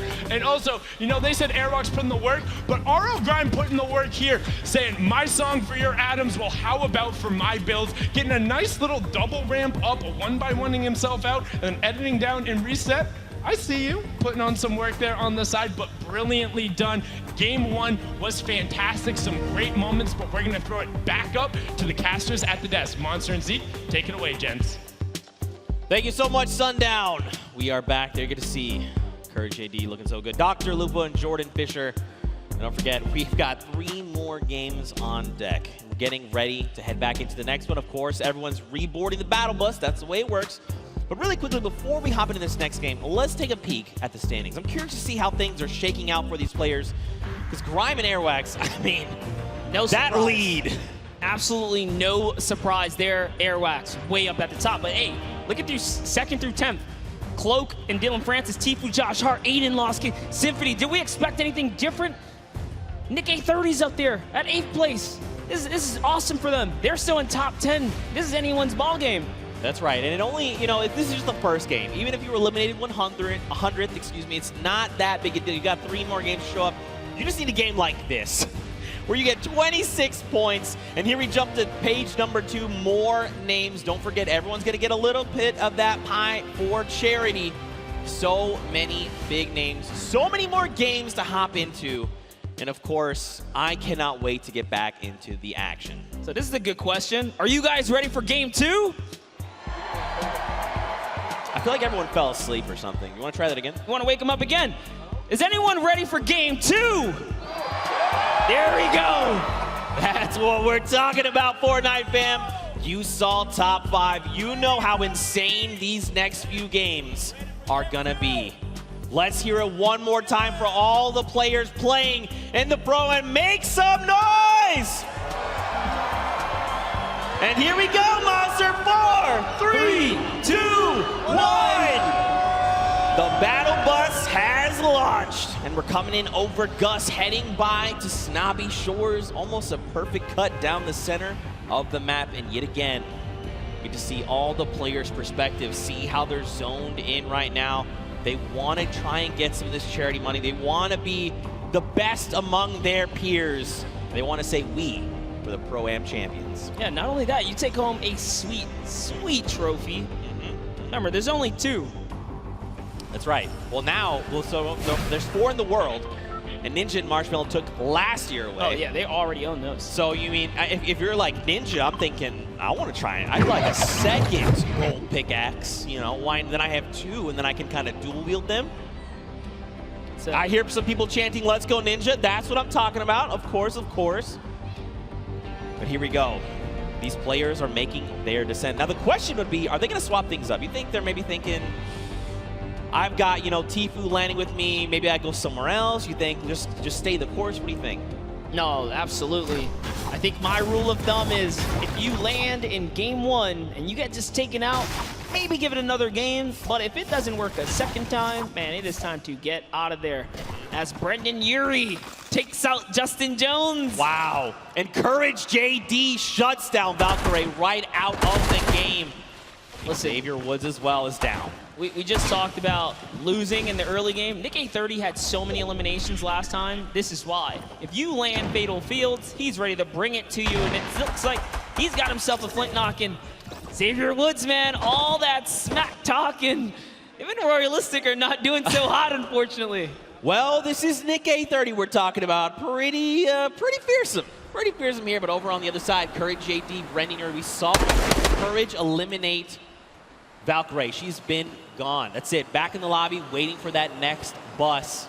That's right. And Brendan took out someone else there. It was Justin Jones. But over on your right-hand side, guys, here's the format. Don't forget, 15th. So get them a couple points. That's a long way out, up to 10th, and then 5th as a duo. And last but not least, that Victory Royale. Every elimination up until that point, or up until then, is worth 1 point. But a little bit of a skirmish going on here is Courage is getting shot up, so he's already lost the shield. He's down to just bandages. He needs to make something happen, man. He's got to find a half shield, some minis, anything at all, even a med kit to get him back up to the 100. Brendan's in the same position, right? They don't have much to work with. Ammo looking very, very sparse right now. Basically, whatever's in the gun is what they have. Yep, no shield. Barely anything else. They're in like a weird pinch here. Those players have that high ground. And you know, when a good player lands a shot like that, that just gives them confidence. Like, hey, they don't even have shield. I hit both of them. That's why Taven Bryan's pushing up here. He's got the 100 shield already. And you got to think too as well, right? Like you send a few shots their way first, and then you've waited 30 seconds before sending more shots over. If you don't see blue numbers, which is those shields, you're like, oh, they're probably at 75 off of whatever we hit them for. So you know they're looking to hunt these players down. They want to shut down Courage JD. Look at this. They're just making rounds. Are they in this house? No, not in this one. I'm loving these angles right here. Lemonix is just looking around right now. He's on the hunt. Slurper Juice, or the Slurp Juice is already ticking here. So with every second that passes by, his health is going up. Shots coming in from the side, using this little bit of distraction. He's going for that high ground. Little 1-2 right there. It's his now to take. Only got a handful of builds. Now he's got the drum gun in hand. He also even has the swarm flip, but look at this. Tavern finds Brendan Urie. He is gone. Where is Courage? He gets picked up. That's it. Ooh. Oh! Wait a minute. Wait a minute. If I heard this right, Chandler Riggs got a pickaxe elimination. I think we got to go to this replay. I got to know. Chandler, go! Reliving the Walking Dead, saying, get away from me, zombie. Can't he find it? Dude, that was aggressive. Look at him go here, just beating down players. No weapons, doesn't even need them. Wow, that really was like The Walking Dead, because all he had afterward was a pistol. That's it. Right. Back with Ninja. Man. Oh, his teammate's down. He's probably just got to abandon him. He's got to say, look, you know what? We're not really in a good spot to take this. Maybe we'll just fail. Now, if you're Ninja, you know, you got to think, I can't let this just go. Look at that. Immediately turns. Muzelk going to take a face full of lead there. Got to be careful. Muzelk does know how to use those weapons. He's also a daily Fortnite player. Hopping back to the Happy Hamlet one-shot girl. You know, I'm not going to lie.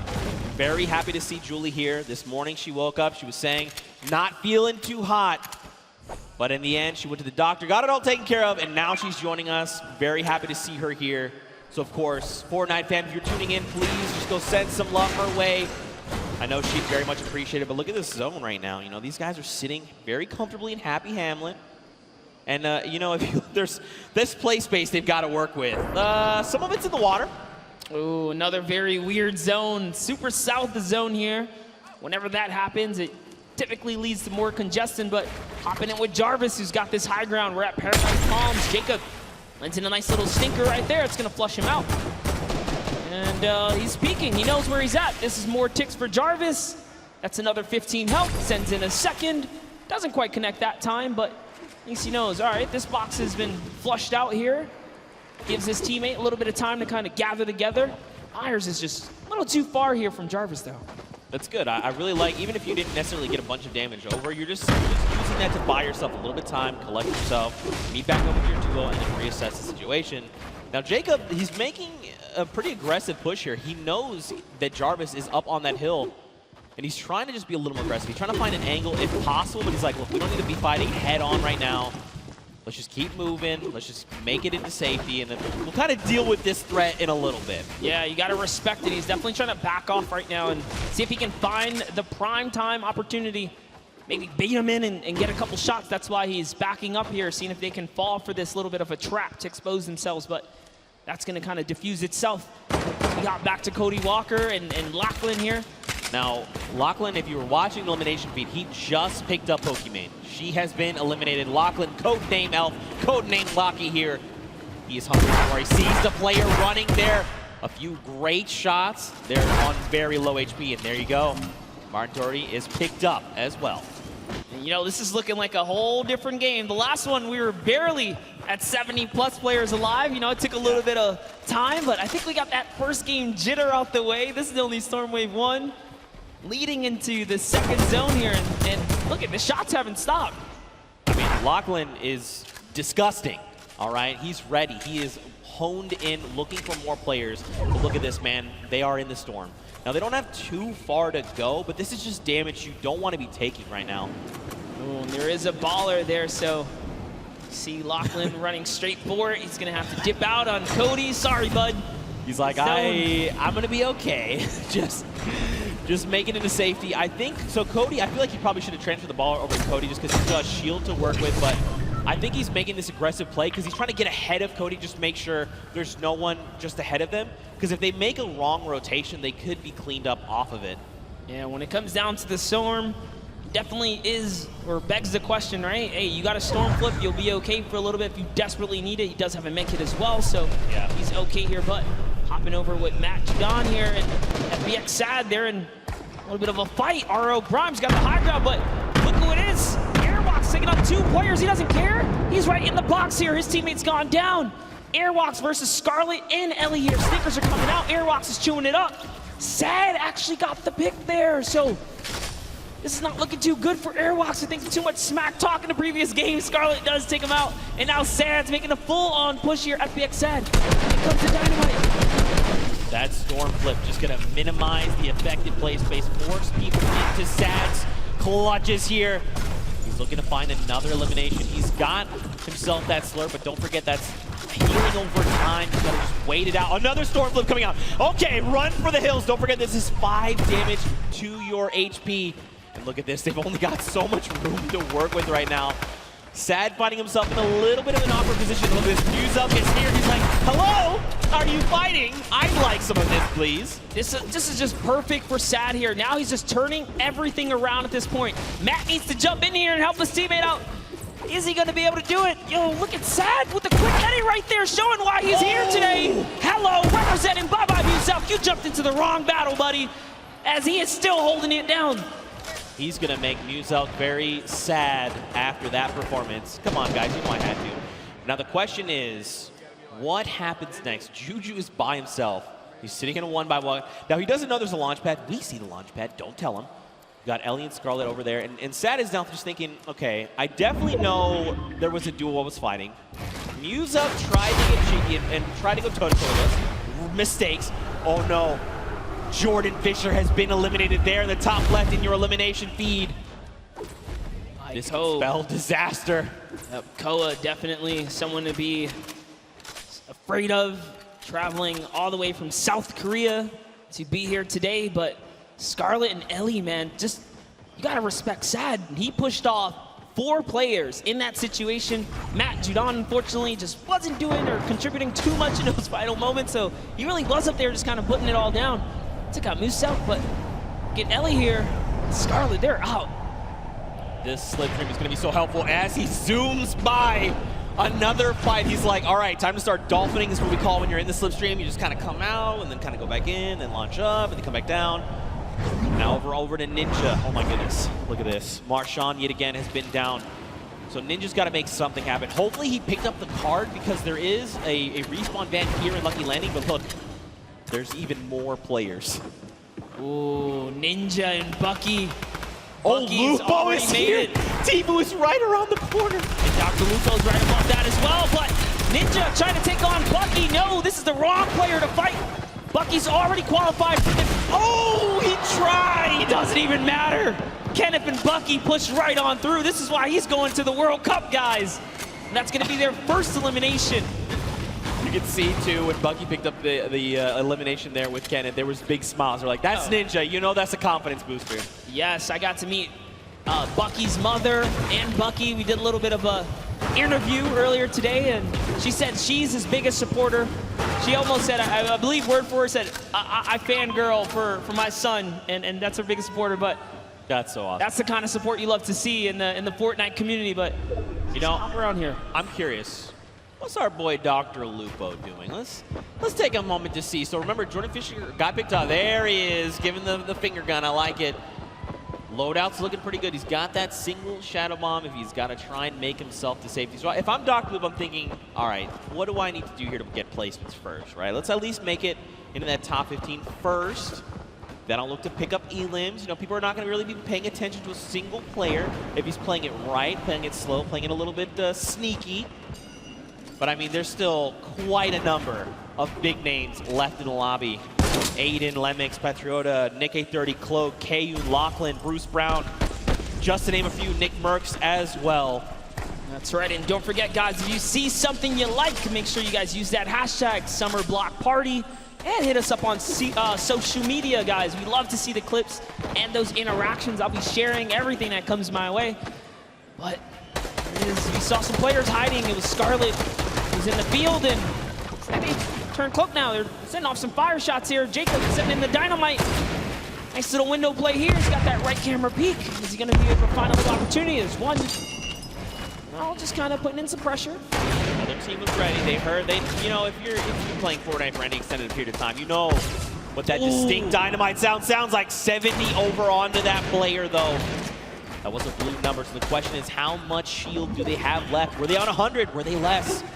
Jacob wants he already knows. He hit the dynamite, so he's going in right here. Look at, he's just trying to get this shot, and that's one. Great shot on Douglas. He took the wall so quick.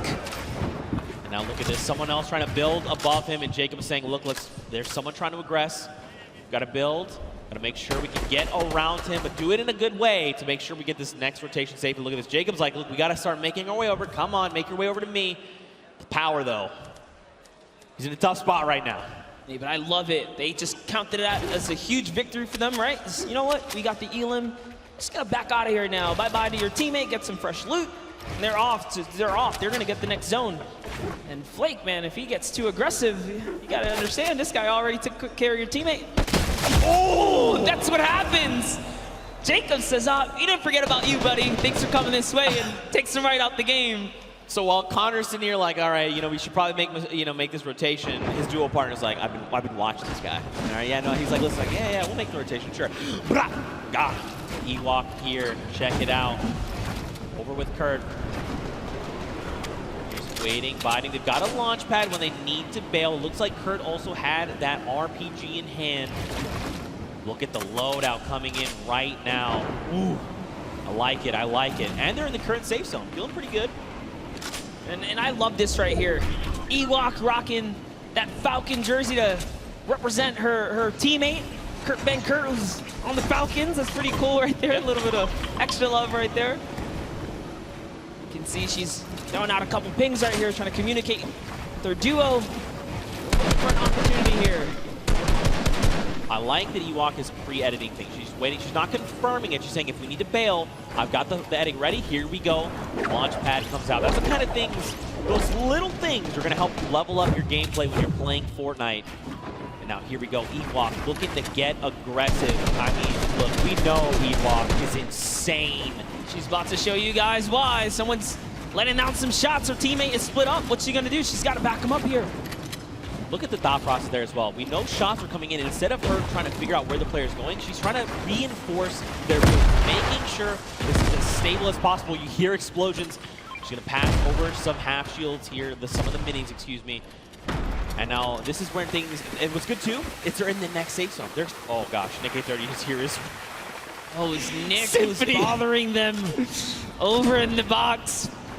Oh goodness. Okay, this is gonna be a good battle here, Zeke. We might see unfold in just a bit. Ewok messing with a couple edits, trying to decide where she's gonna want to be. Got another see minute. A couple fun facts about the player Cam. Ewok, a 13-year-old streamer. And you're the youngest Fortnite player here at the Pro-Am. So, the youngest competitors we're gonna see here. No! Oh. Nick wins the exchange right shot there. Back. It was very close, but Kurt, you got to do something. You got to go quick. Start applying pressure. He's trying, he's trying. Oh, so close. Kurt almost won the exchange right there, but Nick was just a little faster on the draw. Beat Ewok to the wall and punished in those moments. Nick had a fantastic last game, was only shut down because he didn't have materials. You guys tuned in a little late, but he made it all the way through to end game, and now look, they have 4 eliminations already. Don't forget, they're also in the top 10, like literally on the leaderboards, the standing, so showing you guys why. So take a look at Tfu's kind of trailing behind, no eliminations.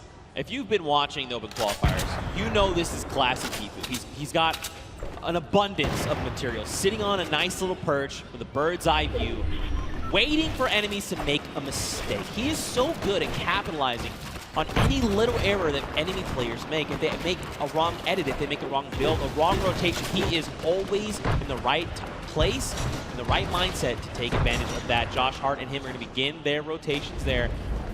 Now, I always say this, don't forget, top 15 is the first round of Blazing points.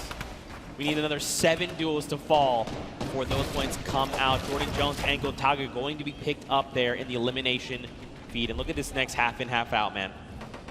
That circle is dangerous. It's better than going south, though, because at least they're going to stay on the land. So you got to count your small blessings while you can right there. Now another look here. Tfu always got those front row tickets. He's always, he was like, I'm sitting up on this perch. I'm telling you what, let's come over here and build a new perch. This is my home. Chris Thompson's got that minigun. He doesn't have a lot of ammunition. He's actually really hurting here. Fortnite term, we like to call this shambles. He is in shambles. They want an elimination. They need something because, like you said, man, they've got basically nothing to work with. Now, he's probably calling out this enemy team here in front. You gotta think Dank Ops is probably up on the high ground, just above him. Just getting a nice little, surveilling the land. You know, who do I think I see? I recognize these types of builds. He's just looking all around. He's like, oh no, slips out the build. Took some fall damage right there. Gave a little too much pressure. He's trying to sneak underneath those builds. He's looking at his team like, man, I'm so sorry, dude. He was maybe a little too focused up on what the task at hand, you know, what was in front of him. Look at this, Aiden. He's ready, man. He's swooping in like an eagle, just taking away the high ground from everyone else. Aiden is our #1 elimination leader in this current round so far, guys. He's at 5 elims. Oh. That's a storm flip. It's pushing him way up top. This is scary because the higher he goes, the more unsafe it becomes if it's not held up by too much. He's got to be real careful. They don't seem to be in any danger right now, which is really good. He's got a rift. You know, making the quick rift play as you're falling, pretty tough. Nick Merckx, though, going to be picked up by Connor Bell and Jacob and shut out of the lobby, especially at a top 15. You hate to see it. More eliminations coming in. Josh Hart as well goes down to power, and look at this. Aiden finds Patriota. Dude, I see Bucky all in the Elam feed as well right now, so Bucky looks like he's having a great game. Out comes the rift to go. Oh, it's time to rotate. Lachlan picks up Cloaksy. Wow. And look at this, Lupo finding more eliminations as well. Here's the focus. Aiden says, yay. There's a little bit of a high ground right there. Maybe we want to snatch this up. It is in the zone. He does have material to hold it as well. Nick A30 still in the game. You see down there, Symphony as well. So many players still alive. Tfu's still in this game. He's got a baller. He's jumping in and out that vehicle. Aiden lands right on top of Power and wins the exchange. Down goes Power. It's his high ground now. You can see Lost King lands right inside with this duo. Kind of finishes him up. So Aiden is doing so good right now as they have 7 eliminations now. Man, Rob is doing so good working with Aiden. You know, when we talked with him in the player lounge, he's like, look, I know Aiden. I know Aiden's very good. Whatever he does, I'm just going to follow, right? And you can see they're playing so well together. Whatever Aiden calls, Rob is ready to follow up on this and back him up. Well, that's Tifu right there. Oh, it's Nick! Another knock, Zeke. That's it. He's gone. He's been eliminated. That duo is out, especially at the top 5, but it's okay. Look how many big names are still left. Bucky, KU, and Tifu. Rob from Blocks King goes down. Aiden's got to respond fast. He's got to do something. Yes, he's in this game right now to win it. He just took out another player. Aiden is on it, and he's got the high ground. Tifu goes down to Bucky, or KU there. KU's still in this game. It's a 1v1 now. Bye-bye, KU. This is Aiden versus Bucky 2. World Cup qualifiers going toe-to-toe right here. What's he going to do? This is like a little bit of a playground battle. He's holding that high ground. You know, it's a nice little 1-2s. He does have 700 material as well still. No cartwheel, you know, showing that he's here to show. Aiden here, he wants this. He's so hungry for this extra points coming out. He gets cheeky. The shot missed, but it's okay. Right now, Aiden's got health advantage. Bucky's is about on 100, 85 effective HP. He wants this. Look at this. Aiden's just supplying pressure. Oh, tries to go high ground. This might have been a mistake. This is Aiden. We're talking about more damage over on the shields. Bucky's down to nothing. And Aiden, victory royale. So close in the final moments. Bucky, with all that pressure on his shoulder, could not handle Aiden, who was stone cold. We saw a little cartwheel there. He's kind of saying, hey, listen, this is nothing. I got this high ground. He felt really good about it. Ice in the veins. Let's take a look at that again. And just look at Aiden. He is so ready to isolate Bucky. Everything he's doing is forcing Bucky here to make a mistake. And in the end, Aiden capitalizes, forcing him out of the storm, and it's enough to close it all out. I mean, the crazy part is, this is just like a little taste of what the World Cup is gonna be like, because the skill is real, the energy is real.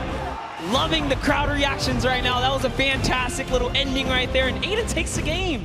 That's a huge accomplishment here at the Pro-Am. But also huge props to Rob. You know, he's sticking to his guns, doing everything he said. I'm just going to stick with Aiden, make sure that we're playing our best. And in the end, you know, we saw as long as Aiden's leading the pack, Rob's right behind, ready to finish off eliminations, pick up materials, pick up weapons, ammo, and just keep that momentum moving forward. And that's what helped them get that dub. Rob, I'm feeling it, dude. If you ever want to carry me, probably never gonna happen because we'll never play games together, but I'd personally like it if you carry me. Anyway, yeah, games are cool. Fortnite, great stuff. Love here. Fortnite, love these moments, these interactions. You know, that end game was stacked. KU, Tifu, Aiden, Bucky. I mean, I talked about I'd be happy if a duo made it all the way to the end. Shout out to the Lost Kings Rob, man. He made it all the way there. Yeah, in fact, you know what? I want to send it down to Rob right now with Pookie Face, who's standing by with an interview. And Rob, I just want you to know you're amazing. Did you hear that, Rob? Zeke wants to let you know that you're amazing. Oh, hey, I try. I just try to learn from my partner, Aiden, who is the best. Oh, listen to that. Congratulations, you two, on taking game number 2. Aiden, you had 10 eliminations.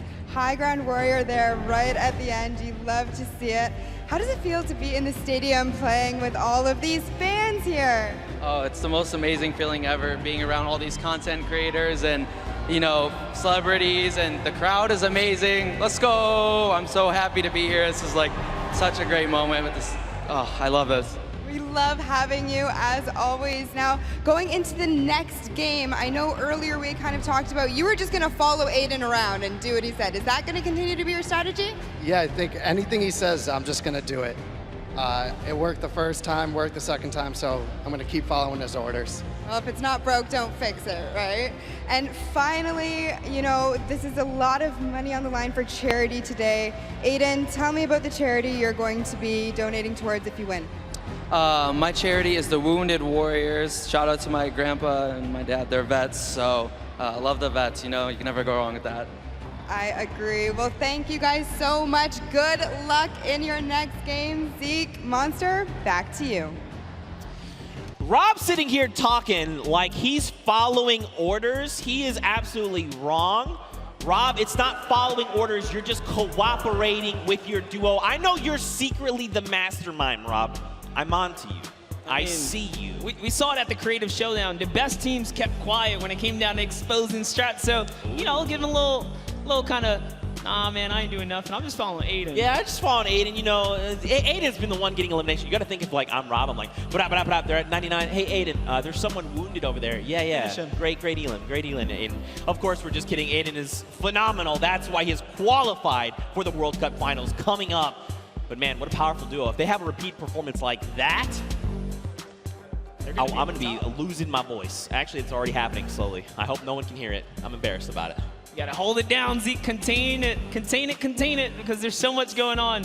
But talking about things going on, let's all send it over to Sundown, who's got a little recap for us. Thank you so much, Monster and Zeke. That last match was incredible. Aiden and Rob proving that they weren't stuck or too far gone, able to take the top spot away with another impressive performance. And I mean, so far, the tail of the tape has been those World Cup qualified players absolutely dominating the competition. Let's take a look at some of the gameplay they were able to show in the last match. But first, we're gonna kick it off with FPX Sad and what they were able to do to the previous match victor. So you see him throwing out the grenades, actually picks up RL Grimes, saying you can catch that one, and then pushes forward and is able to take him out. That was the partner of Airwalk, so managed to throw a little bit of a stick there in their game plan, and then followed it up with another great elimination. Just watch him edit down right away, finds the combat shot, and picks up Musel. Brilliantly done there from FPX Sad and his partner, but now on board here with Kenneth Farid and Bucky, just recently signed Envious, but you can see Kenneth push right in and take out Ninja, but Aiden would not be overdone again. The only controller player in the world so far to have qualified for the duos portion of the competition, but Bucky says you can hold this, hold my pickaxe, picks up the double there onto Jarvis. Brilliantly done, and we would see those end up matching up later. But now look at a quick little edit coming out from Jacob, able to push in and find Nick Merckx, and just barely coming to the rescue of Connor there. Did end up getting knocked, but was able to get it there. So that's some of the gameplay. It will give you guys a look. And one other thing you don't necessarily always get to see is how these guys communicate. So let's take a quick listen in to what one of these duos sounds like when they're getting started and trying to figure out what's going on. I think they might have dipped. They might be down in the basement though. In the basement of my house, of yeah. my home? Of your home, dude. Of my home? Where my family sleeps? Where your family sleeps, bro. All right, well. I mean, now that is one good example of communication. They were able to figure it out. They were in the basement and they kicked it out of there. So we got to see how one of these duos communicates. Let's take a little listen in to how another duo ends up communicating with Nick A30 and his partner.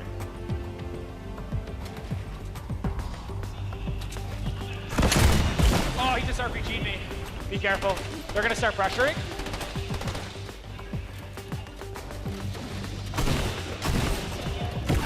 Got one down. Getting pressured. He's low. He's no shield. Okay. Nice, Joey. Let's go, dude. Okay, let's try to get all this stuff. I think the other person's mask fell down, so let's just not even worry about it. We just got. And you can see they're not dropping any of the info. Brilliant communicated from Nick A30. He's all about educational commentary, making sure you level yourself up while getting it out there. Him and his partner, Joey, able to clean that one up. A fine example of how you work together. The two matches so far have been incredible. We have two more, and we're going to throw it back up to the caster's desk with Zeke and Monster. Gentlemen, take it away. Thank you so much, Sundown. We are back. We're hanging out here at the Pro-Am. In case you're just tuning in at home, welcome. Hope you've had an incredible Father's Day. Of course, shout outs to fathers across the world. Now, after these first two games, Monster, I think it's time to look at the standings. You know, what is shaking out? We saw Airwax clutch up a big win, but after game number 2, are they still in first? They are not. Oh, it's Aiden who takes that first place. The king of communication, Nick A30's up in 5th as well, and just take a look at that. Bucky had a great game that last round, a little bit of consistency. Yeah. Gonna pull him up to 3rd as well. And Airwalks just kind of bumped down. They could not earn any points that round right there, and that shows you consistency is gonna be everything. Not just one big kind of game is gonna hold you up here. Right. You gotta play all 4 relatively good, or you're gonna fall behind. That's right, a lot more consistency has to come out of Airwax, but again, more players here, your top 20 currently. Now, Fortnite fam, I got a question for you. You guys know Peely, right? It's the banana guy? You guys know Peely, right? Have you ever wondered how Peely came to be? I can show you how Peely came to be, all right? We've been debuting these across all weekend. You saw the one of Jonesy on the island. But now, in case you didn't see it, I want to show you how Peely came to be.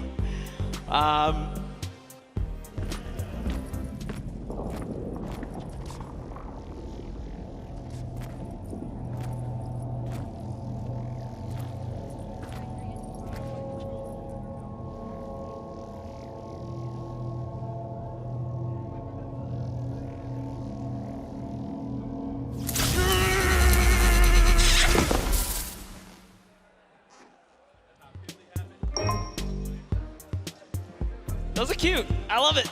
I like it. I like it. We'll be debuting more of those over the weekend. Maybe you were here yesterday. You got to see some, but we're going to have more to show.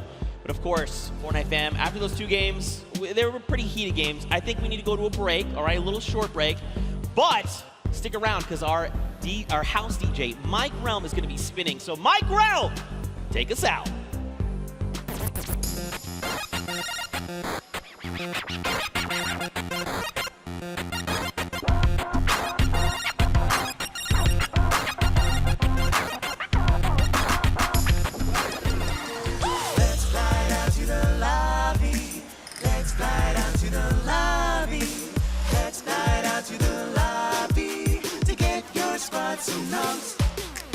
Burgers from dirt to munch.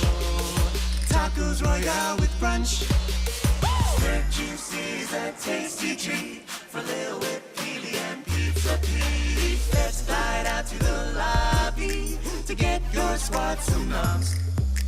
Let's glide out to the lobby to get your swats and nums.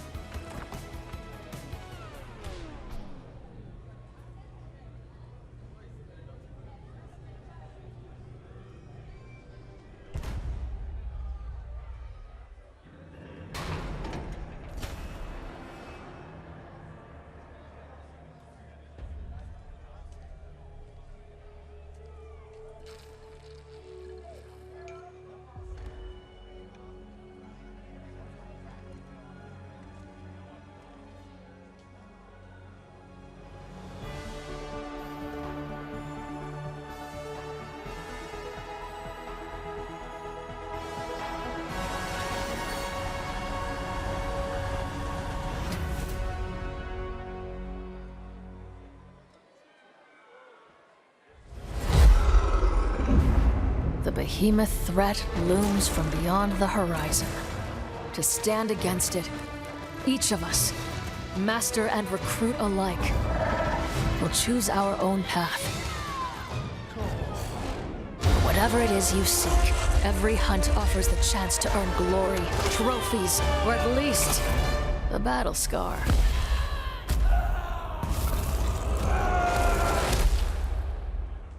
Ramsgate, an outpost at the edge of the world, has become our home.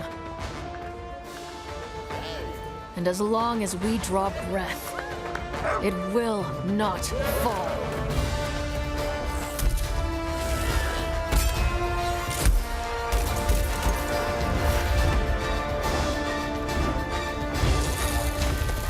We have learned to turn the behemoth's unique, lethal power back against them. And we do it in style. The behemoths are changing, evolving. And so we forge new bonds, together, one hunt at a time. Live on the edge of every moment, Slayer. Live for the hunt.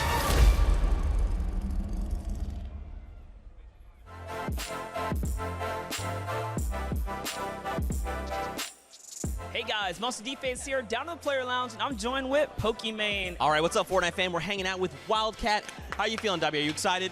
Still got some butterflies in my feet, but I'm feeling good. I'm feeling good. What do you think about the format? Honestly, I'm really excited for this format because I know no one has really played it yet. Don't you think Courage has a little bit of an advantage there? He's kind of cheating. He's on the casting team, so like... I think Jordan Fisher's on his team too, and they already have pre-built synergy. They've played together a ton, but you know what? That doesn't mean they're gonna win.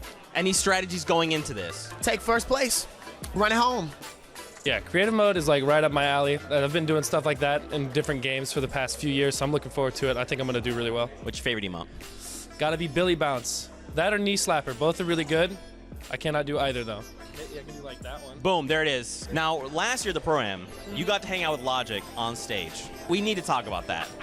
The Logic thing was just a monumental moment. I still can't believe it. I show it to everybody. My parents show it to everybody. I'm forever grateful for that moment. Really being able to just to show them how it's done. You know what I'm saying? I know your teammate is sick, so do you know who's going to be replacing him? Yeah, actually, it's going to be Maddie. She's a pro player for Gen G, so I know she's good. At the end of the day, it's still a really good player for another good player.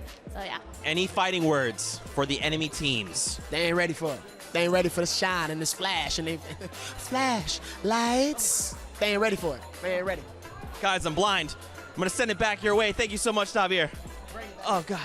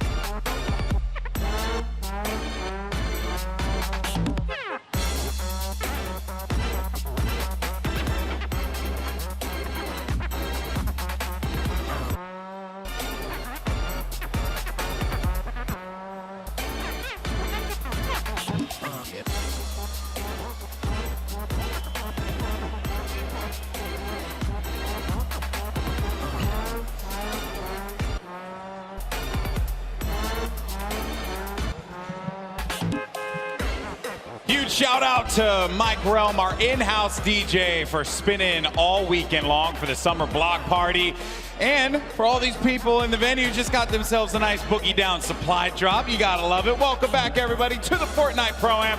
I'm Golden Boy alongside Monster D-Face, Boricua boys, back at it once again. And we're looking forward to calling games 3 and 4, the conclusion of our second Fortnite Pro-Am. And we have had some great games today, man. Like, I've been watching in the back, blown away, talking to a lot of our players, and everyone's feeling the pressure.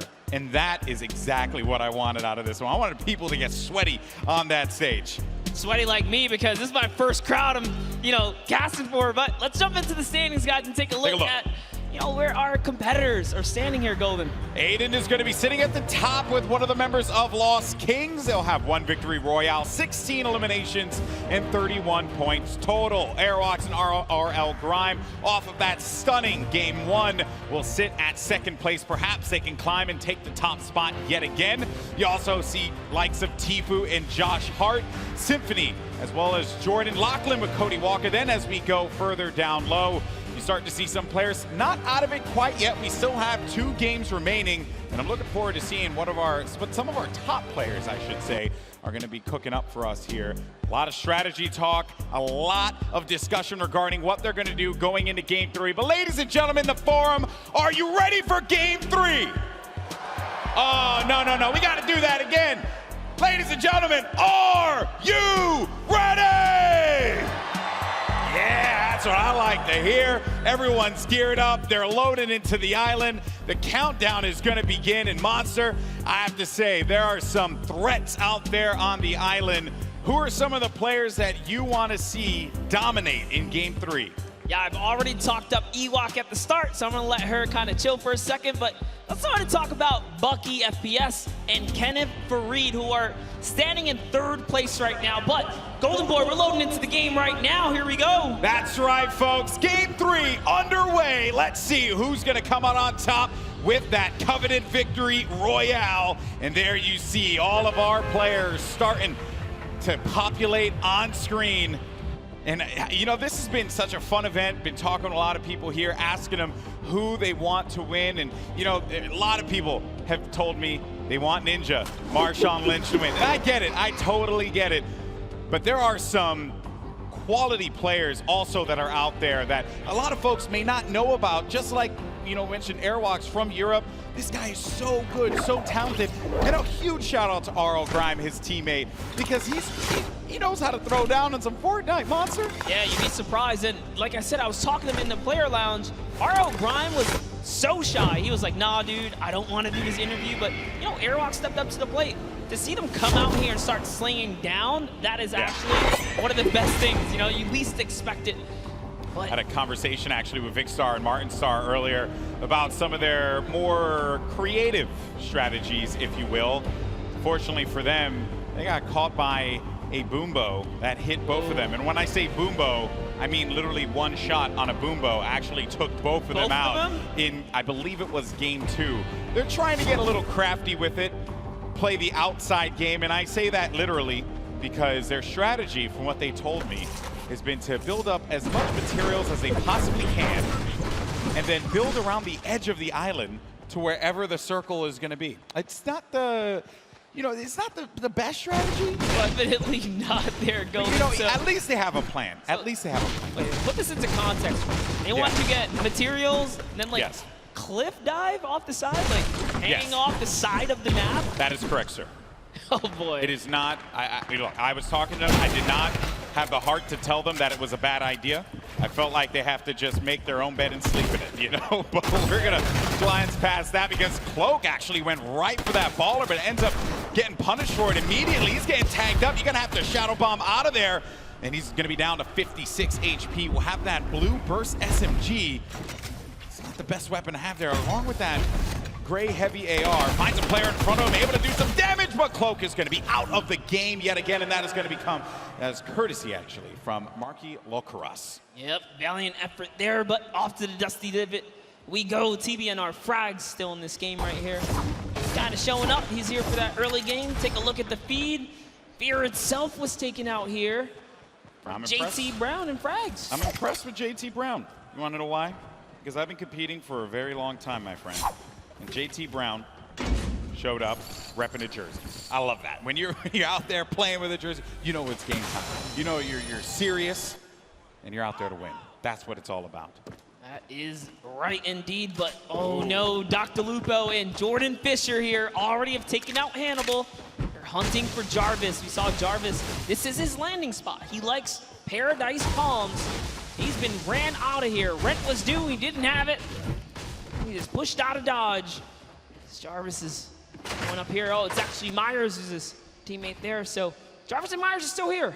Yeah, still hanging around. Dr. Lupo, Jordan Fisher, right in front of him. The tension's building here. as everyone waits, edge of their seats. What is going to happen? Jordan Fisher, no slouch when it comes to Fortnite. Placed 4th in last year's event. He also games Fortnite pretty regularly. Check out his content on YouTube. I believe he calls his community Fish Fam. Fish Fam. Which I'm mad, he should have been the Fish Fam yesterday, but instead he was Llama Record Shop. I mean, lucky he was, because they took first in the Creative Showdown. That's true, that's true. Nice little accolade to put into his... If there was one player, though, Monster, in this instance, really, it's Jarvis. That is the one that I would be so concerned about if you're Dr. Lupo and Jordan Fisher. Oh, yeah. That's just not an easy one to deal with, not an easy player to deal with. But what's really nice is a vending machine that's a gift that keeps on giving. You got yourself a purple combat shoddy, a coveted weapon, something that you'd want to have in the early game. And Reyna Washio's going to be around the outside here with Lowry right next to him. Where's Bell at? That's my concern. Where is Bell going to be positioned right now? Yeah, from a look of it, like Washlow might have just breezed off. No, makes the wrong turn right there. Goes into his shot. Oh, no. Oh, the sandwich. She seems like such a kind soul. How could you do that? Man, that is rough. Struggle City, population 1. But hey, good sport, big smile on her face as she understands. She, gave it all she got right there. And there are a lot of players that this game's been out for so long now that players have really just improved. They've grown, and the quality of player in general has just skyrocketed from even where it was for last year's Pro-Am. Yes, just to see in today's event, like we're going to move in zones here. It's not like, oh, everyone's going down and, by Storm Wave 5 or 6, the game's over. No, it's going to 7, almost 8. Yeah. Surprising. Denieri and Courage JD here. Still in the game, little bit of baller action. We know Bell's up at the Polar Peak area. Marky Lacuris is over at Frosty Flight, so all kinds of players nearby. He's got to be careful. Just trying to catch up to Courage. Other names that are still going to be in this as well. Tim the Tatman Aiden, our winner from the last game. Nick A30, Typical Gamer, Action Jackson, as well as Dr. Lupo, Ewok. Those are just some of the names that are going to continue to remain as some of the action has slowed down here. And there's Typical Gamer, as I had mentioned earlier, with Jimmy O Yang. Maybe they could bust a move on the dance floor. This is the place to do it. Jimmy. He's got the bush. Never trust the bush. Yeah, the bush works, man. Take that shot and be okay, so it's definitely worth holding on to. And whoa, Typical. Greedy guy, maybe you want to take care of Jimmy, give him the baller. You already got the 2 Elans. Yeah. He says, nope, I'm going to use this baller, man. Looking out for himself here. See how that ends up turning things around, but... They are going to be right next to this, the air highway, right? So they'll be able to use this and get around the map. Slipstream is great for rotations. Those of you guys are unfamiliar with the zone, is coming from the left side all the way to the right side of the map. Marshawn Lynch and Ninja still in the game. And looking for a target. Marshawn Lynch, if he connects with someone here, that will be crazy. Highlight of the Pro-Am, hands down. Beast mode. He's looking for it. A hard scope, not a... Gotta be careful, though. Not a piece of fear in him. He's just sitting still, doesn't care. It's all good. You gotta be careful, man. I mean, there's, luckily for them, by Lazy Lagoon, there's no one there, but I hate when I just standing on the outside like that. It gives me anxiety. I freak out. I can't do that. It's a big no-no in the Fortnite world, but who cares? He's Marshawn Lynch. He's here to battle. He's got his partner Ninja. Ninja's putting down some shots here. Marshawn doesn't quite know where Ninja's firing him, but he's looking for it. He's trying to see if anyone's in that slip. Oh, there they are right there. 2 players and another one coming inside of the ball. It doesn't connect with the shot. Marshawn Lynch hits 75 blue. Nice tag there from Marshawn Lynch. The baller, though, player gets back into it, and now the shots are starting to come in, and Ninja has to support his teammate. He's going to go into the baller, and I respect that, but you got to support your teammate. Maybe build him a little 1-by-1, a ramp, just to give him something to cover himself with, and he's going to give Marshawn the baller. What a good guy. Leave it to Ninja. Good guy, Ninja. And I was just reading the lips of Marshawn. He said, oh, man, I was so close. He almost hit that headshot, but he's got to feel good, get your hands a little dirty here, showing that he's going to put up some damage too, right? Put up some numbers here. Just off. Just trying to figure this baller thing out. Action Jackson. Oh, What are you doing? You deep. Look at them. Demarius and Action Jackson. Wait a minute. Hold on. No, this isn't going to happen. Surely this isn't going to be an the way it ambush, ends. dude. This is an ambush waiting to happen here. This isn't how it's going to happen, folks. Ooh. If it happens, I'm going to lose my mind. Let's not give it away, but I'm not saying anything. You know who's in that city, right? I'm not saying anything. I'm just gonna let. It's like National Geographic. I'm just gonna watch it. Here it is. Here it happen is. in real time. And you know, PJ knows, and this is the thing that it kills me because he's okay. Oh no. Uh-oh. Oh dear. Oh dear. Is it time? Marius. Is He has it no time? idea. He has no idea. Oh, he's gonna pop up behind Dr. Lupo. They have no idea. You never trust the bush, but Demarius is gonna get chucked down. Oh, the humanity. Demarius is gonna be out of it. And now Action Jackson's gotta look to fight this one in a 1v2. But Dr. Lupo and Jordan Fisher, they read that like an open book. Chapters 1, 2, and 3 were very clear. They did not need the cliff notes. And now Action Jackson's going to be in a really tough spot as some players are going to look to come right on over the mountain yonder. And he needs to defend himself, losing out on his teammate Monster. This is not looking good for Action Jackson. No, it is not. The shots are still coming in here, and the plan was just all foiled in those moments right there when he couldn't get the exchange. Action Jackson's trying his best, but shots are coming from left and right. He's getting a little taste of his own medicine here as the ambush did not pay off, guys.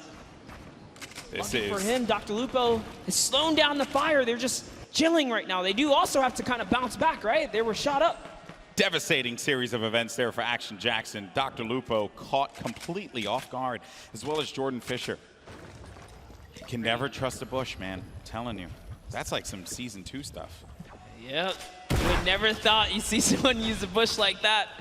That was like Flossin level plays there. I'd love to see that pay off, though, Golden. It's so close. That would have been the best payoff clip of the day, for sure. But Dr. Lupo, oh no, he's going to be in a lot of pain, and Dr. Lupo goes down. And that is going to come from Ben Kurt, as well as Ewok. Ewok gets the elimination. Dr. Lupo, one of her favorite content creators, but Ewok's here to win. That's right, and that's one great shot. Connects up, comes up over top. That's a second right there, and the Rifter goes out. Oh, she's on the run. She's chasing it down. You're not gonna let this one go away. Oh no, no, you know you're a solo. She's got you hurt. All shields gone as well. There's Doesn't another matter. player there too. I don't know if you saw that at the corner of your eye, Monster, but another player lingering about and then goes right back to the well again. Second little rift right there, and the chase is going down. This is some high-speed Fortnite chase action happening here. The geyser. Oh boy.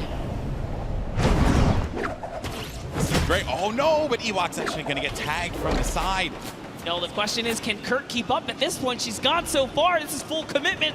No turning back now. 35 wide on that damage there, and Jordan Fisher, try as you might. Ewok got the target and will be benefiting from a slurp juice as well as a lot of shields. Now, she just has to have Ben Kurt get to her so that they can shield up and get back into this game. How vicious of her to chase him across the map right there. Jordan Fisher is a treasure, okay? Not quite like a national treasure like myself, but no, a treasure not like you, no. Nonetheless, Ewok has no respect. and you know what? I respect that. Yeah. I respect the hustle. That's what I wanted out of this competition. Oh boy, here's Tfue looking to knock on someone's door. Trying to see if he can catch that wall. He's trying to single out. What floor are you on here? He doesn't quite know. He's going to back up. Back to his teammate Josh Hart. There's a lot of players nearby. Any ruckus right now caused will just attract attention. So I say, you know what? Let's hold this high ground. Still early in the game. A lot of great players here as well. TB now frags. Thad from FPX. Uselk. Aiden. There goes Pokimane and Joe McHale over in the distance. Tank Ops going to be in this one. Uselk by himself. The pride of Australia right here, folks. Uselk. There he is. Going off those dance moves. That's the pride. He's gonna hate me for saying that. Also, Ninja just got an elimination. Saw that on the feed. We'll keep tabs of that one. Some players still in this. I believe Jarvis is going to be our elimination leader at 4 elims total right now. Doing a good job holding in there. If you guys are curious, there's a couple big names still alive, guys. Cypher PK still in the running here. Aiden, Nick A30, typical gamer. Golden touched on K-Yoon still in this, so there's plenty of talent, plenty of players, competitive and celebs alike. Trying to see if they can crown themselves champ of this Pro-Am, and here comes the grenades, Golden. Oh, that is going to be some rough grenade spam that Josh Hart's needing to build around. And again, I do want to give a huge shout out to a lot of our players here. Folks like Josh Hart, you know, Bosa as well. The way that they play, they clearly put a lot of time into this game. And it's been really fun to watch them. A difference from last year's Pro-Am, where everyone was still finding their feet when it came to playing competitive Fortnite. Then you got KU, a competitive player with a lot of respect from the community, and just gets the tag there. That's on Lee Nguyen. Very nicely done, and yeah, like you said, it has definitely come a long way how much the average player has improved in Fortnite. These games are very, very good. Like, meanwhile, I'm still awful. Which is the saddest thing. You gotta get off the controller, brother. I know, I'm trying to wean off of it, buddy. Shout out to the controller guys. You guys are loved and respected here, but all right, Reggie Jackson, what you got? You got some in front of him here. That's shot. Nice little There you go. 21. It's Cypher PK. Cypher PK is right above. That's going to be a rough one. I think he called it out. Cypher lets him in. Oh, I thought that was enemy for a second. Yeah, I saw it off the corner of my eye. Would have been a little worried there if that was the case. He let someone in and didn't do anything about it. But he'll be all right, though. Might have been a little communication hiccup there because Cypher didn't realize there was someone below him till Reggie got right in the box. Muselk was really low right here. Is he going to be able to sniff him out? Reggie's still looking. He knows. Muselk, an incredibly scrappy player. And you hear him playing the guitar. That's happening down low. Baiting him. I love that, though. Let him know you're there, right? Do it again, Muselk. Play the guitar, Muselk. What's the worst that can happen? On Laser Beam's cartwheeling again. I think his keyboard might be broken. Maybe. Seems like his character is definitely having some malfunctions over here, getting a little cardio on the side of the desert. One could definitely say he's spinning. Spinning out of control. No? No, it didn't hit with anyone? All right, well. Missed. You know what? It's the swing and a miss. Effort that matters, bro. Thank you for always having my back, buddy. I gotcha. But here's Tfue and Josh Hart. Dude, we've seen them make end games consistently. They're not hunting for elims. They're letting them land in their laps as someone with the ballers right underneath. Oh, right below them is Ninja. You got Tim the Tapman in a box of his own over there. Cypher PK still lingering about with Muselk. Ninja waiting for that prime opportunity to push up. And Ninja by himself at this point of the game, Monster. You're a competitive player. You've been, I know you do a lot of duos with the K30 and stuff. Question for you, how difficult is it to be in a single man situation going up against a lobby that's as stacked as this? Yeah, man, it's definitely a scary situation. You got to pick and choose your fights. So much more, thought goes into it. Even aggravating a team like Ninja's doing right there, you got to be careful. Like airwalks, especially, right? You don't know who's in that box. It could be a, an okay duo, but it could be like a scary duo. Like you saw what airwalks did in game 1. So Ninja's still aggravating them though. He stepped closer. He put a trap over there trying to bait that player out. Maybe he's recognizing whoever's closest right here doesn't quite have a grip on what's going on. But now taking a look at Valkyrie. Also lost her teammate. You'll see she's trying to make this decision right now. Is it time to go? Is it time to hang out? The storm reveals itself. She's got a long way here, but using a great usage of the tunnel, just harping forwards. There's the player underneath. And we're going to get to that first half-in, half-out circle. If you're just joining us for the first time, welcome. This is the Fortnite Pro-Am, our second time that we're going to be doing this live from LA. And you're looking at Valkyrie, one of the best content creators out right now. It's going to tag for 103. Oh, no! And sad. Oh, feels sad, man. Gets the elim, but Valkyrie has to be pleased with herself picking up 1. That's 2 points against TBNR Frags. And there you can see how it all breaks down. A victory royale will get you 10 points total. Everything else adds from there, right? So if you're in 15th place, everyone gets 3 points in the lobby. Then if you happen to make it to 10th place and beyond, everyone then gets an additional 2 points, making it 5. And then at 5th place, everyone will be able to take 7 from there, but only one duo will walk away with 10 points on that victory royale. And remember that each elimination is going to give you 1 point.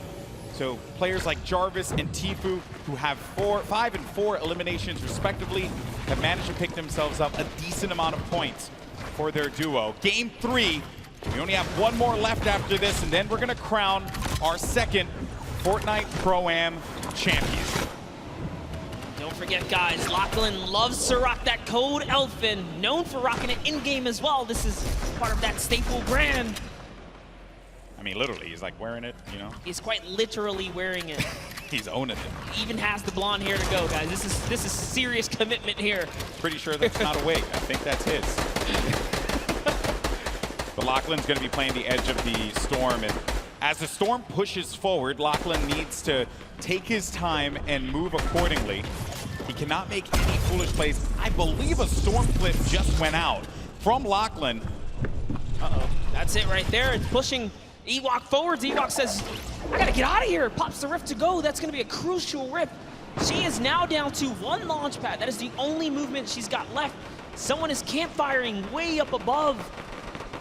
She's got her eyes set all around the map. Look at this flips. They're coming out. Those of you guys that don't understand how the storm flip quite works, it creates a huge storm bubble if it's in the safe zone, and if it's in the storm, it creates a safety net. So the storm flip extremely powerful and versatile in Fortnite. Now Ewok lands with some prime real estate here. Doing a great job reading the map too. She's got all the zone in the world now. 55 builds as well. I'll have a boogie bomb, some shield potion to take advantage of. Ninja's still going to be in the game.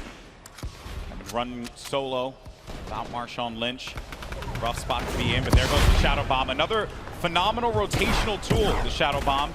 It's actually great. Top 15 just broke through. Remember, if they can crack top 10, they get another set of placement points. So all of these elims matter now. If players go down, they're just scratching away at new points threshold.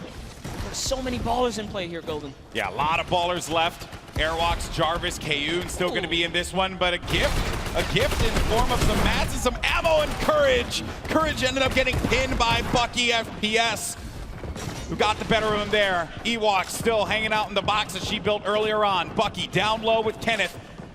Got Patriota as well. Airwalks and Grime, a great duo, still very much in this game, but the young man Jarvis with 7 eliminations, but he's gonna get knocked down to 54 true HP, but total of 104 HP with his shields.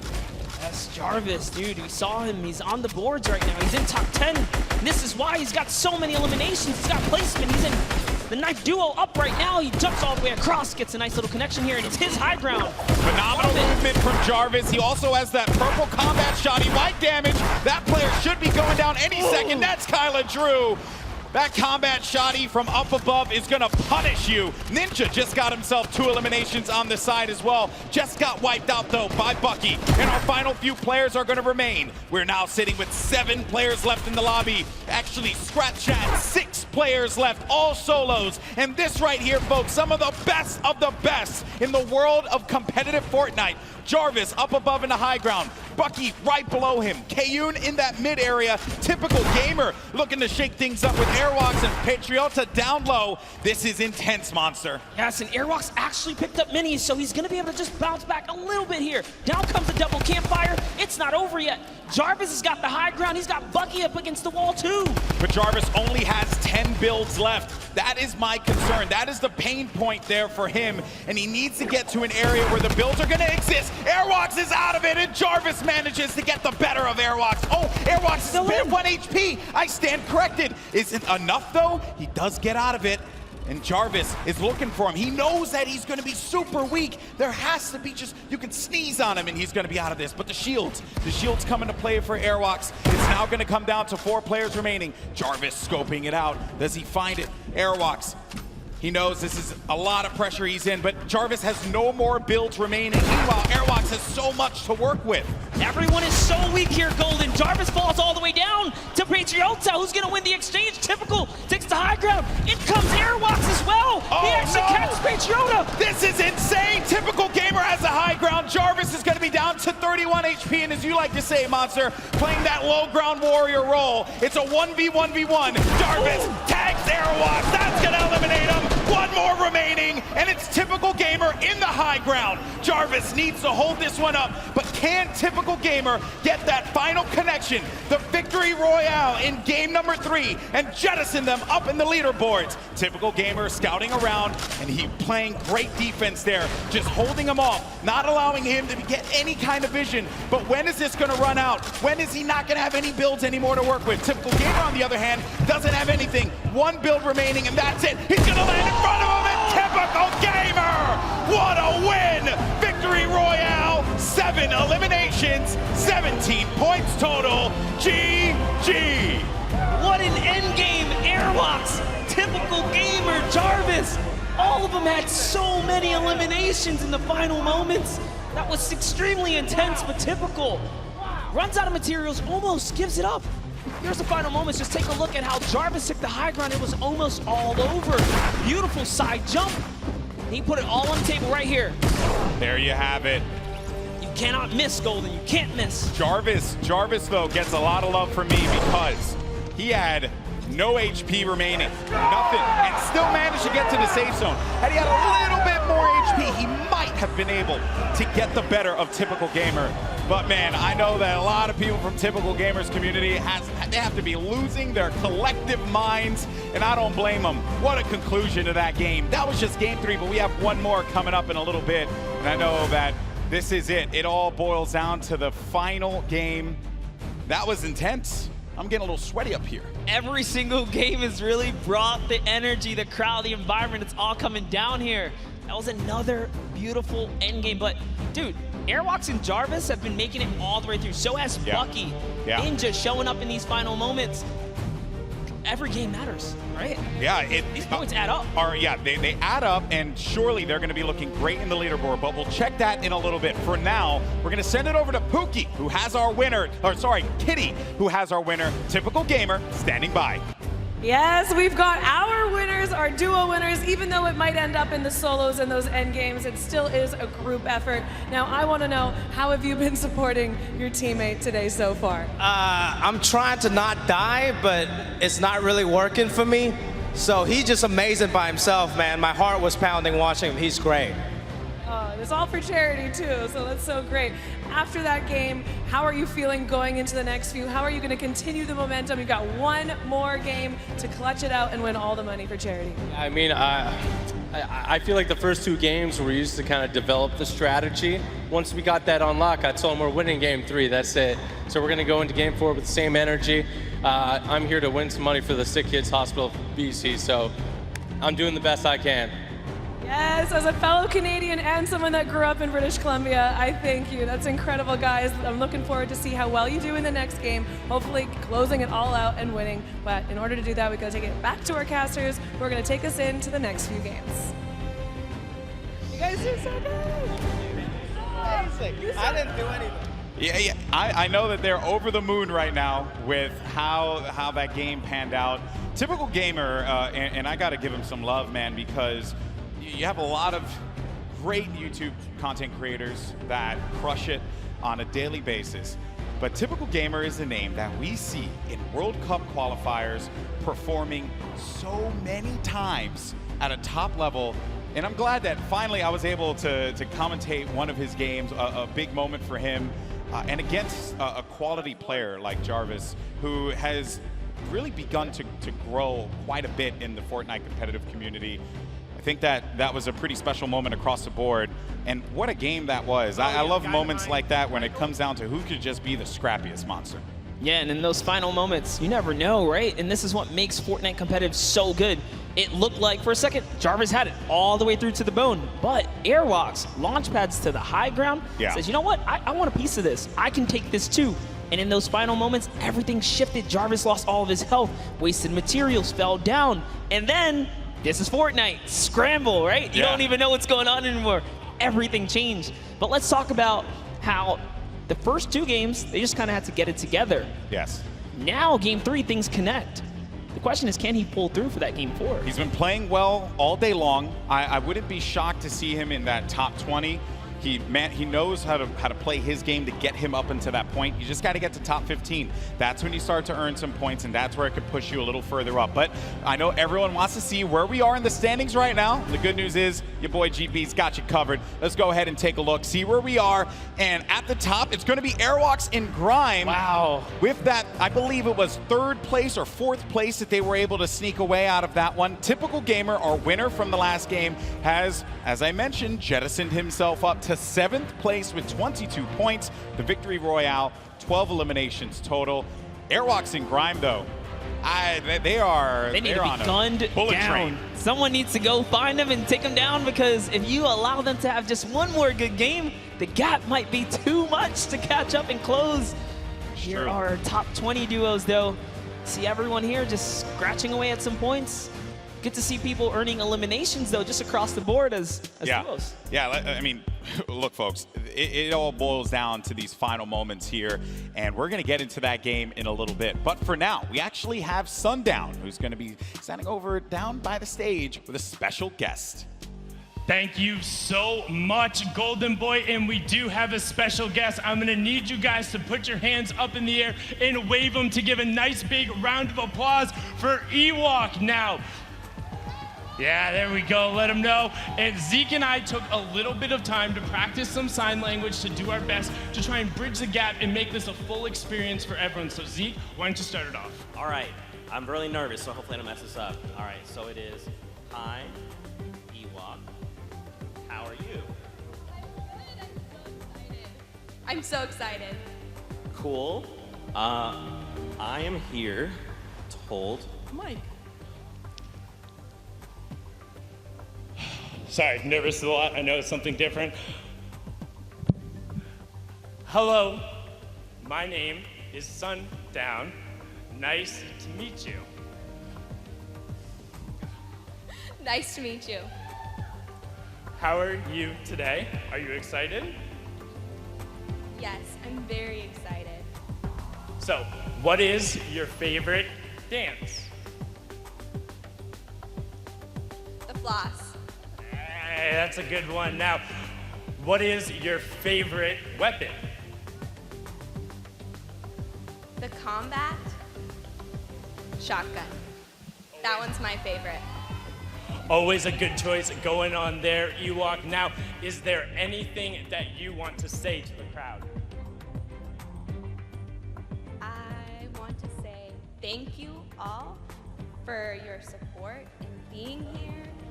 I'm really happy to be where I am today.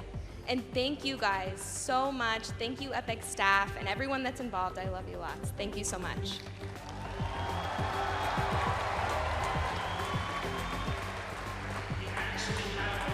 That's some of the amazing gameplay that Ewok was able to provide in the last game. So let's actually take a look at that and see what she was able to do on the main stage.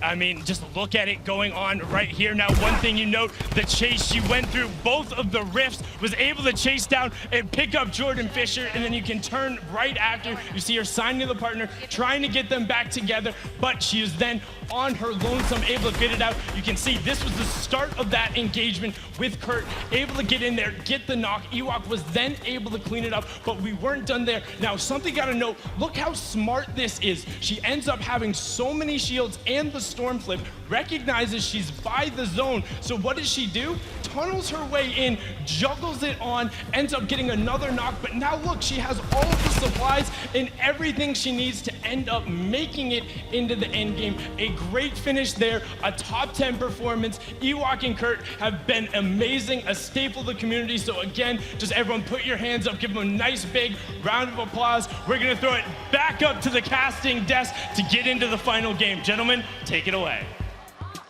Thank you so much. That was awesome. And I also, can we please give a round of applause for Zeke and Sundown for that? That is not easy to do. That is bridging gaps, really cool stuff. I know I couldn't do it.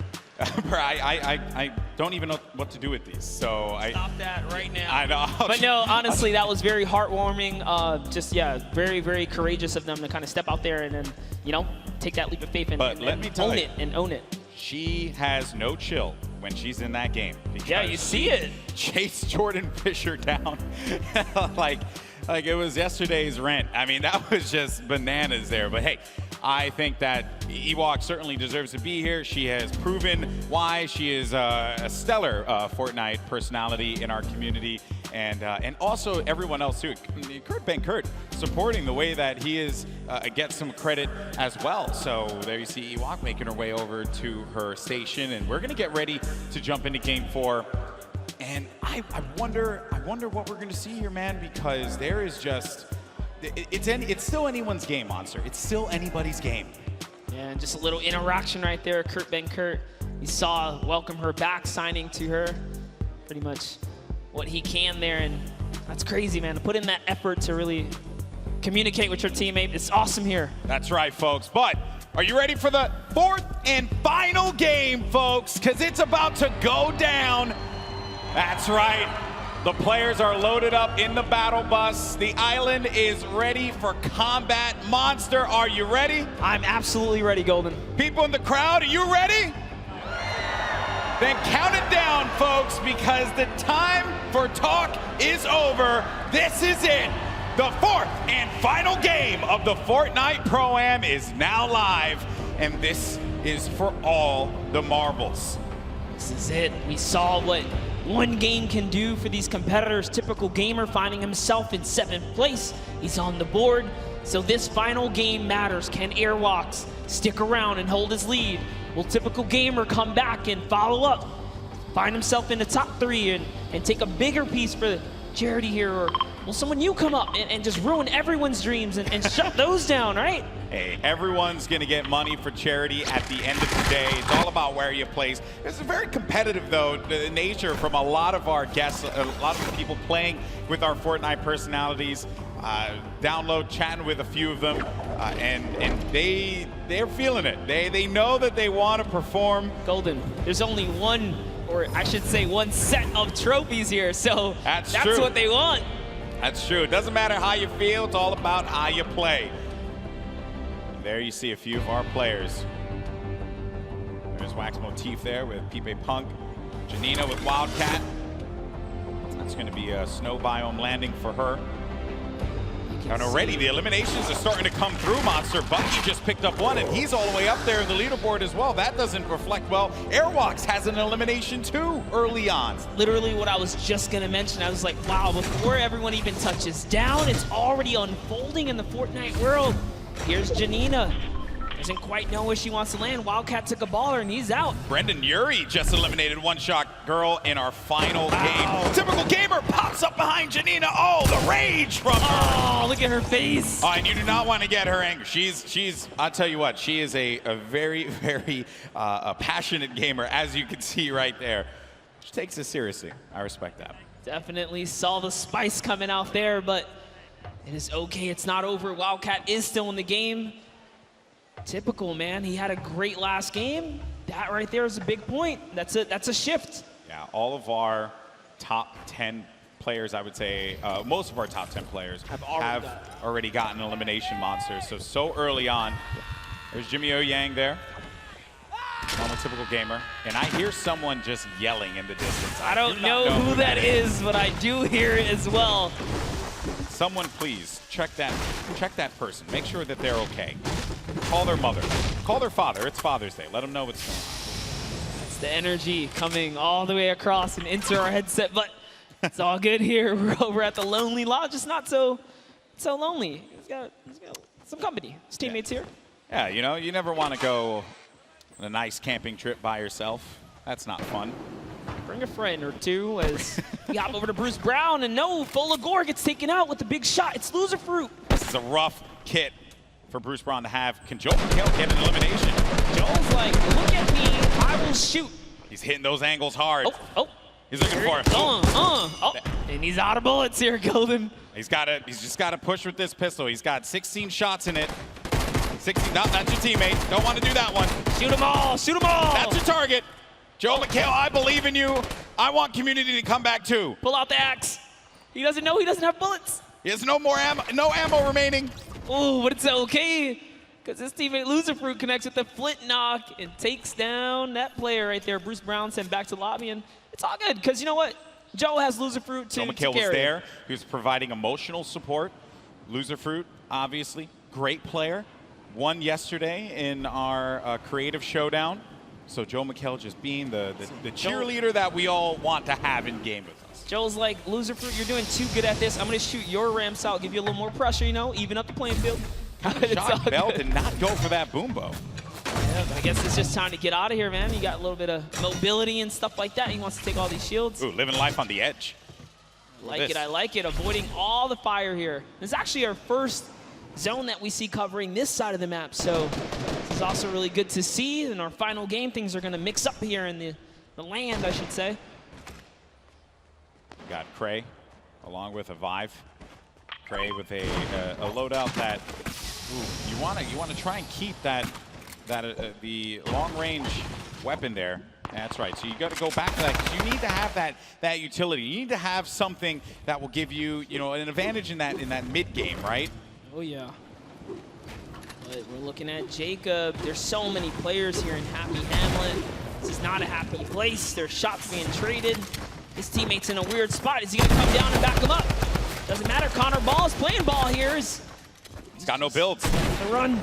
He's got no builds, but his teammate Jacob has his back, and that was going to be Royalistic and Xavier Woods. They're out of it. Oh, man. The power of positivity was not enough to help Xavier Woods on this day. Yeah, but you know what? They had a grand entrance, and that is all that matters. That's true. They showed up. I mean, you do, Monster, you kind of do want to win, Or Or you just have an entrance. or at least get your entrance, Make the show yours at the start. Make That's us all, That's all true. believe for a second there. Okay. So we are now at Murda Beats and Triz. Yeah, no eliminations for this team. We're going to be at Snobby Shores, and they have another duo here. And there you have it, Samara Redway and Marissa Ray. They're going to be topped up as well on health. Good shields there for Samara. This is the best part about being able to see the whole game. You get to touch base with all of your favorite players, right? Samara Redway, our soccer skin moms here. Yeah. All right, the soccer skin moms, they came out strong representing. I did tell them I love the shirts. I wanted to get one for myself. Yes. Even though I'm not a soccer skin mom, and I can never be, but still, a boy can dream. You can do whatever you put your mind to, Golden, all right? Thank you so much. And a couple dollars. I just want to get that shirt, I think it'll be hilarious. So the Storm now pushing in. We're going to be coming down to our first circle. Some action had taken place here, but we got 44 duos. 6 duos wiped out from the lobby. There's Dr. Lupo with Jordan Fisher yet again.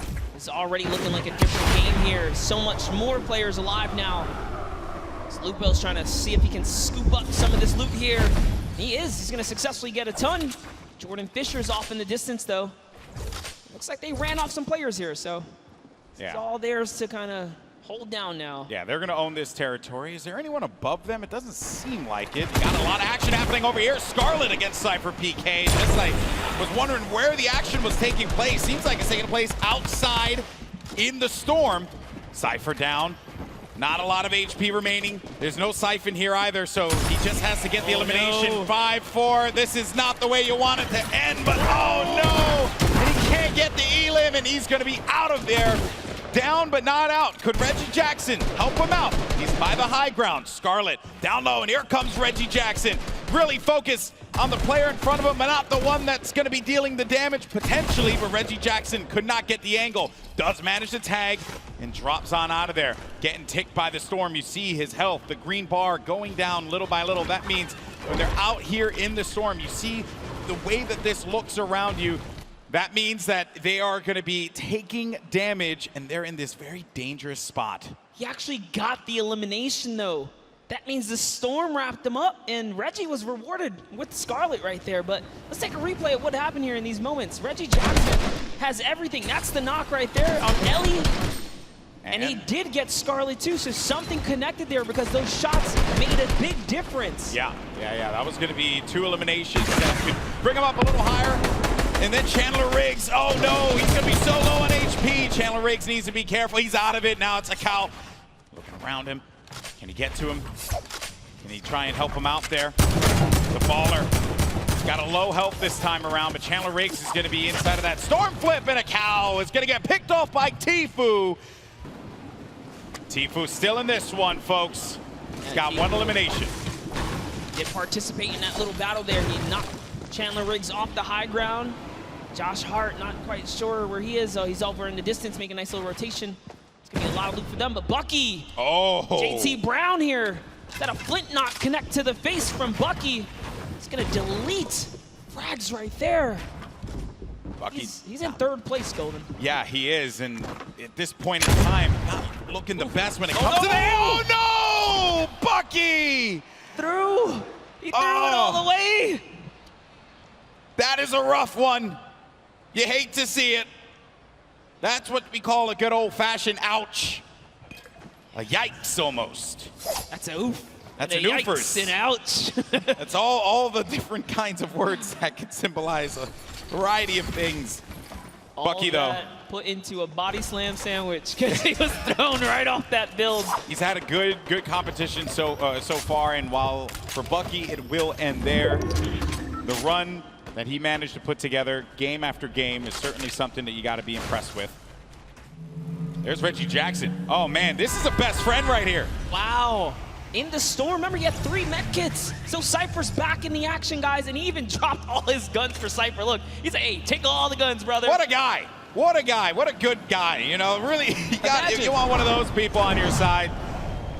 I'm going to say it right now, Cypher, you drop all those guns and give them back to Reggie because he clutched up. Okay, he clutched up. He helped you out there. Now, I did understand that Courage was eliminated earlier on. We saw him in the feed. I believe we're going to have a replay of that showing up in just a tad. And that was a, not the run that Courage had, placing 2nd last year in the Pro-Am.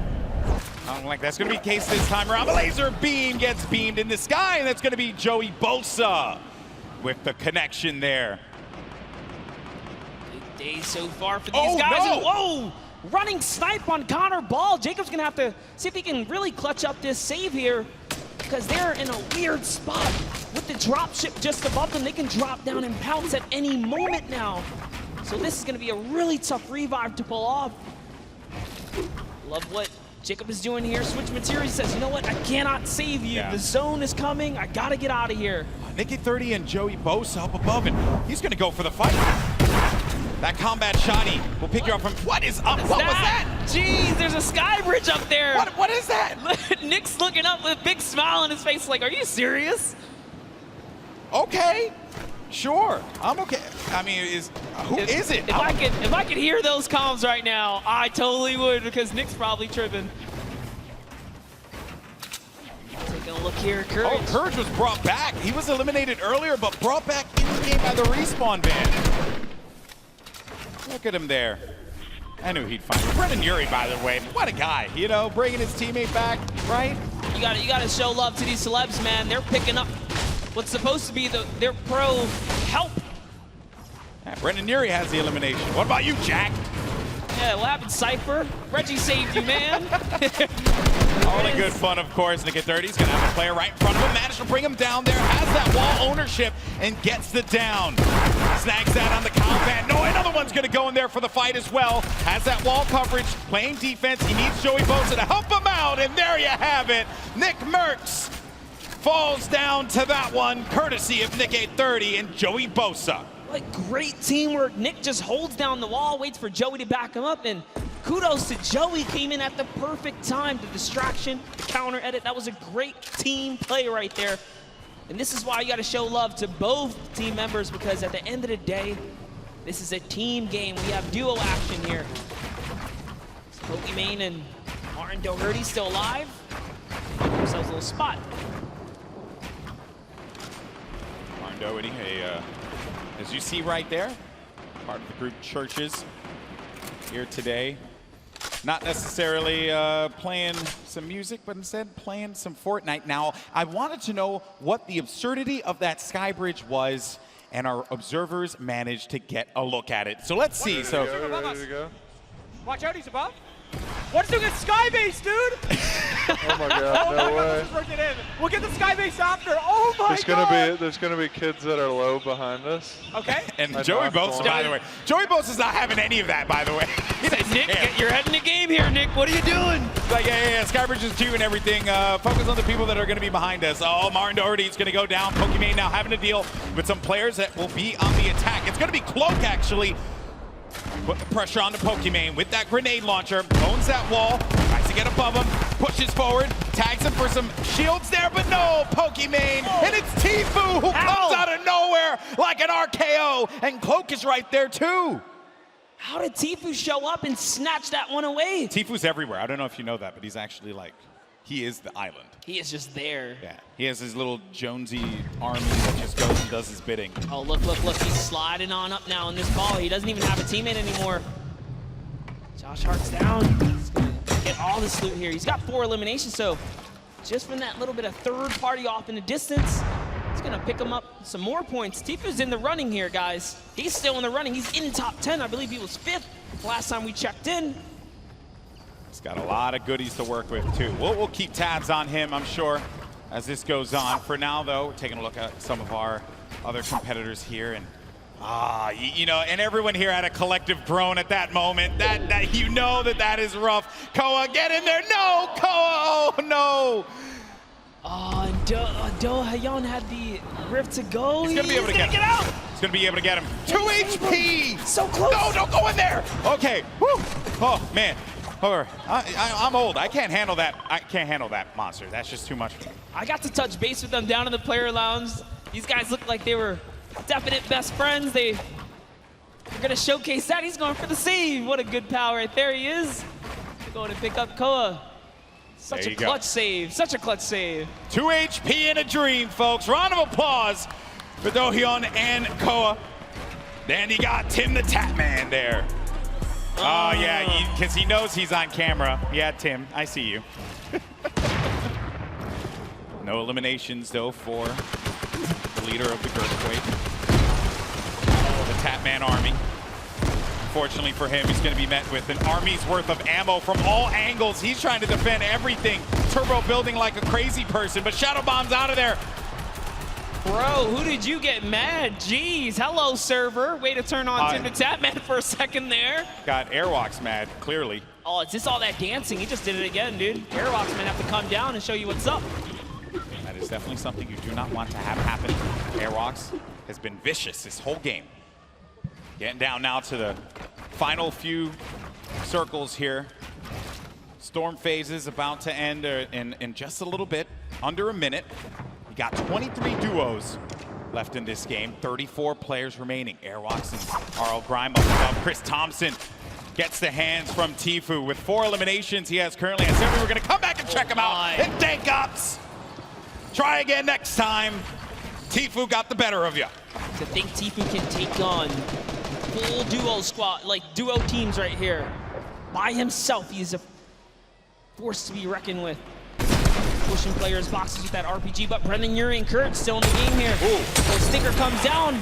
Brendan's got no shield. He's got no shields. He has no minis to be able to top him off with either. 77 HP. Courage isn't looking that great either. Has more shields than HP in his case. We got to share. There you go. Brendan Yuri will be able to get something that will keep him going longer in this game. Did drop a couple minis right there, but Courage, man, it's looking so rough right here. You know those opponents had stinkers, so being in the ultimate low is a weird place to be. Brendan just knowing all these kind of builds down. He's lost Courage for a second here. Hey, you know what? Use it, don't lose it, right? I'm very impressed with Brendan Yuri, too. Did not expect this out of him. Clearly been putting in that work. Courage said that they've been in the lab, working, perfecting their gameplay. Let's see if it pays off here, because when you're in that low ground, that's where all that training, that's where it's going to pay off, Monster. Yes, all the edits. Edits down Courage right there a little bit. It's all good.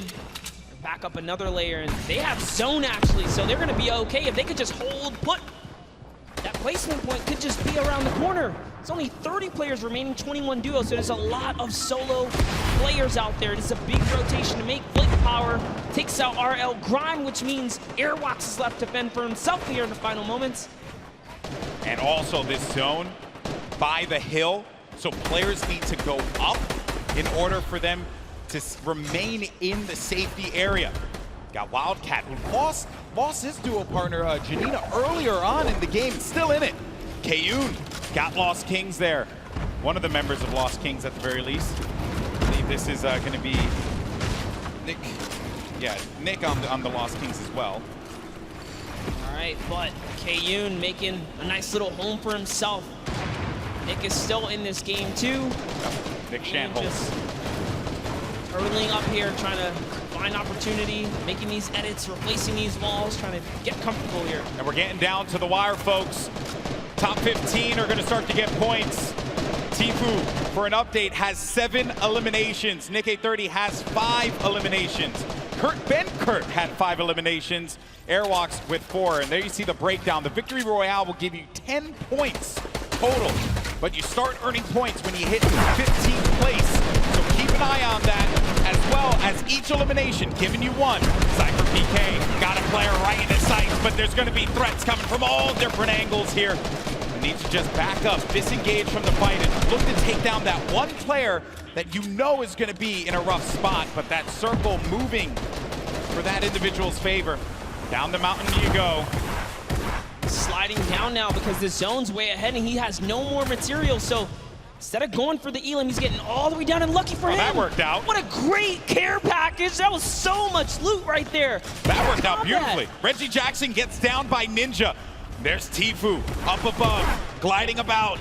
Sees a player in front of him, owns the pyramid, but the pressure from the left side now has to refocus. He has all of this. He owns all of this. Oh no, but the player's going to be right in front of him, and it's out. Had to get out of there, and Tifu couldn't end the shots in time. He couldn't connect with the shots enough to get the elimination.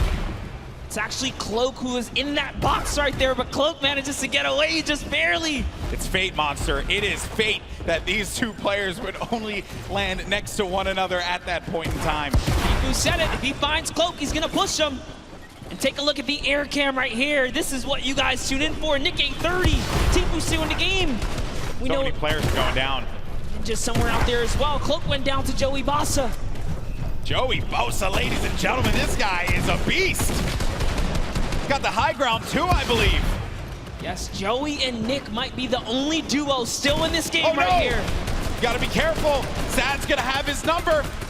He gets to the other side. Oh, he's gonna go down. Nick 830, he's also gonna be an attack. Oh, no, he took the fall damage there. Oh, gut wrenching there. Now we're gonna be in top 10. Aiden on the high ground, Tifu as well. Putting down some shots. He has a legendary loadout for the ages. 9 players remaining, Monster. It's coming down to the wire here in the final game, folks. Every man for themselves. Symphony's got the ultimate high. Bell's in the ball. They're trying to get this high ground. Airwalk still in this game as well, as is Tifu. Symphony's holding his high ground so well. This is like a worst nightmare for these players. It's a mountain. And it's going back around the mountain. Symphony's up above. Tifu's feeling the pressure there. Airwalk so gets the connection and elimination on the Dohyeon. Now looking for another one. Oh, he's gonna eat a shot there, and Airwalk's down to 17 HP. Needs to stabilize. No more health, and oh man, that was a little bit of that squeaky bum time there that you don't want to see. Is he gonna even hit that tree? Is he gonna hit that tree? Oh dear. Boy, this is it. He's got nothing. Lucky for him, there's a little blink right there. He's still in this game. He's got nothing. He can slide down this. Oh no, he's just gonna go all the way, playing it the safe route. Using these materials. The tension, folks. This is what Fortnite is all about in these final few moments. Let's hear it. Let's start to make some noise, because it's coming down to the wire. The final game of the Pro-Am. You're going to have Symphony in the high ground, Aiden right in the mid, as well as Bell, and then Airwalks. And Aiden, 6 elims total. A player in front of him, but he doesn't have the HP here, Monster. Oh, this is so close. Whoever's in that baller is making it really tough, but it's a 1v1. He actually got the elimination on Airwalks. Must have did some damage. Oh no! This is it. Final moments, Golden Boy. This is it right here, the 1v1. It's going to be Aiden going up against Symphony. Can Aiden come come up clutch and get the win, and it will secure him such a high placing in the leaderboard. He has a high ground presently. Symphony looking for the opening, but I don't think Aiden's gonna give it to him. He's got 53 builds left. He has tons to work with, as well as that combat shoddy and the drum gun. Symphony, no builds remaining for him either, and Symphony has to go down low. Aiden's waiting for it. He may not even need, whoa, he jumps on top of the box. He's looking for the opportunity. This is it, Monster. He sees him right down low, and he's gonna go for it. Continuing to hold this one down. The Storm pushing forward, forcing the activity. Oh! Symphony! Symphony with the victory royale! Right at the last moment. You love to see it. You love it. With all odds against them, Symphony turns that game around. No materials, takes down Aiden. Aiden trying to go for the highlight reel. Fortnite is all about the building, and Symphony had no builds, but Aiden, oh man, that was a rough one. He destroyed the structure, sent Aiden down low, and before Aiden could even attempt to catch himself, Symphony had the eye on the prize, and there you have it. A big win for Symphony, a veteran in the Fortnite community.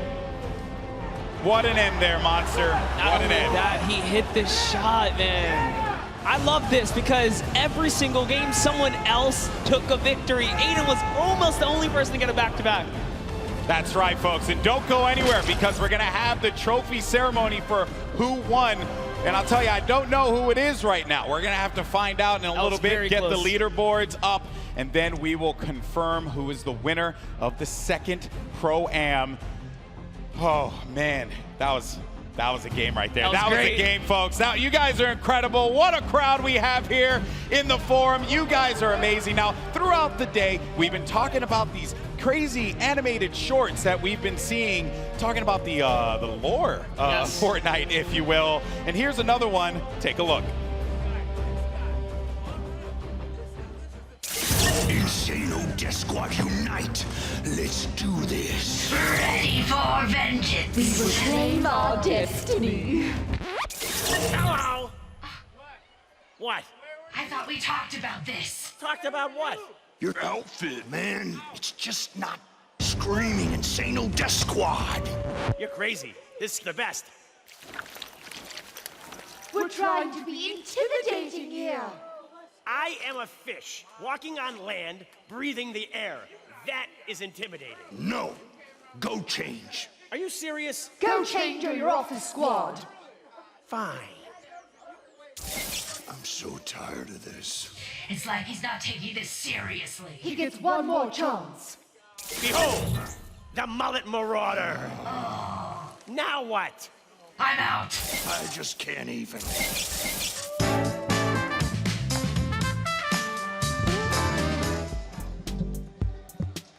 Golden, that was dope. Yeah, I mean, I'm that guy, typically, rocking whatever skin I want. My teammates like to get a little sweaty from time to time. The try-hard boys. Yeah, you know, that, and I like to keep it nice and fun. That's what it's all about. All right, folks, are you ready to find out who won the Fortnite Pro-Am? Come on, let's make some noise. Come on, keep it going, and let's go ahead and show these folks the leaderboard. Your winner of the second Fortnite Pro-Am is... Roll it. I'm nervous. I want to see the leaderboard. On the screen, and it's going to be RL Grime and Airbox.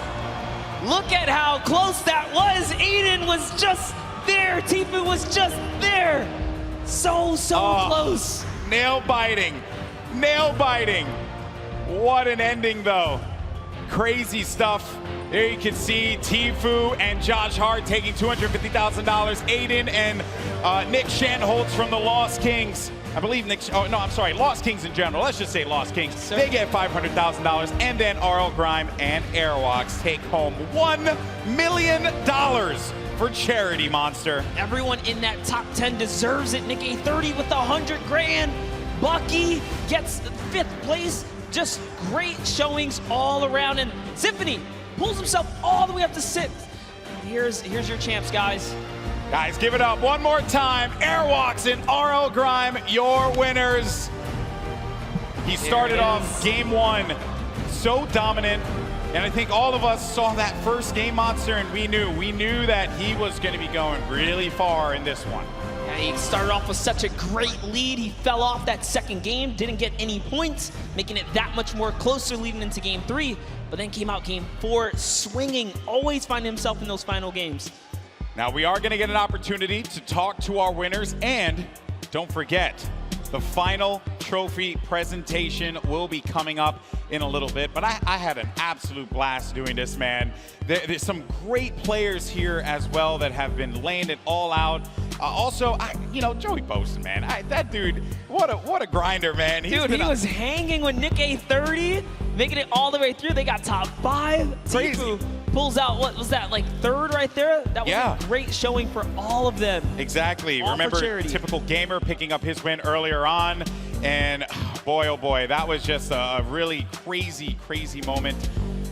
And the games in general, right? It's like in Fortnite when you're surrounded by this audience, this crowd. There you have it. It is final. Grime and Airwalks take $1 million for charity. And we discussed the teams as well in great detail, but we'll revisit a few of them that we haven't had a chance to mention. Bucky FPS, along with Kenneth. That was not the way I'm sure he would have wanted his 4th game to end, Monster. Flint knocked threw him off the build, man, but hey, he did a fantastic job. We already said Symphony did great. We saw K-Yoon playing consistency, saw Jarvis holding it down. Take a look at everyone else who's raising for charity here, guys. Ninja, Marshawn Lynch, Cypher's up there, Dylan Francis and Cloak. These guys did so good. Koa and Dohaeon, we saw them in Fatal Fields. Everyone here was doing so good today. Yeah, Dohaeon actually ended at the end of the game. He was made it, I believe, all the way to 4th, I believe. So again, what a crazy 4th game we have. But I know that you all want to hear from our winners. Let's send it down to the floor. We got Pookie standing by. Thank you so much, GB. I am here with our winners, Airwalk and RL Grime. Oh my goodness, what a tournament, you guys. What a show you've put on. Now, $1 million going to charities of your choice. Huge day for both of you. I just have to ask, I'm gonna start with you, RL. How does it feel to come in this setting, playing Fortnite? You know, you're used to being in front of a crowd, playing music, doing all that. Is Fortnite any different? It's obviously a little different, but I'm a big fan of competitive Fortnite and watching it, so this has been really cool to be involved with. Yeah, Fortnite's definitely a fun thing to be a part of. I can contest that as well. Now for you, you're the pro player. What was your strategy going into today's games? Going aggro, winning, and that was easy actually. Easy peasy, I like it. Well, thank you so much, guys. Congratulations again. Hang tight, we're gonna walk over and get your trophies, but first, back to the casters.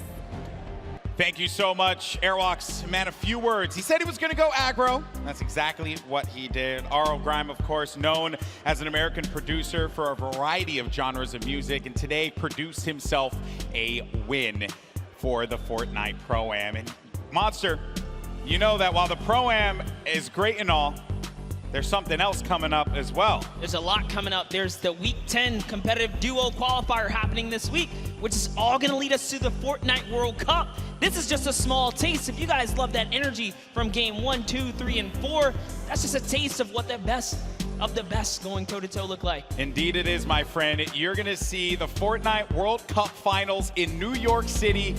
My hometown. Times 10. I love it. It's going to be amazing. There are going to be some quality players there. You're going to see names such as Tifu in attendance, Aiden, Airwalks as well will be competing in that competition. It's going to be solos. There's going to be duos, and a whole lot of Fortnite for us to talk over, Monster.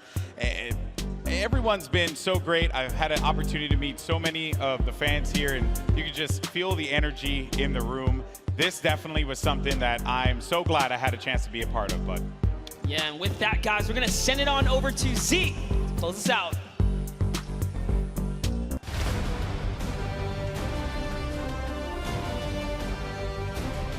All right, Fortnite fam, we've got ourselves some champions.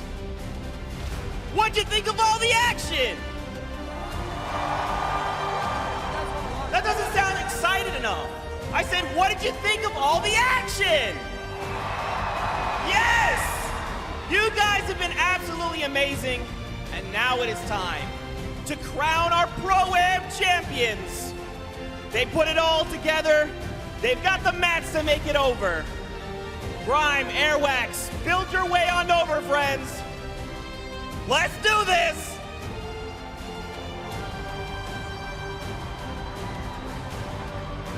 You guys want to join me right here? Grime, actually, come over here real fast. You guys have had an incredible day of Fortnite. Grime, any final words for all the fans here in the stadium, the ones watching back at home? I want to shout out my dog, Penelope. I know she's at home watching right now. I miss you, I love you.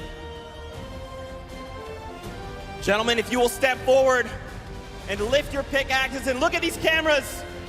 And for you in the forum, one more time, let's hear it for your Pro-Am champion!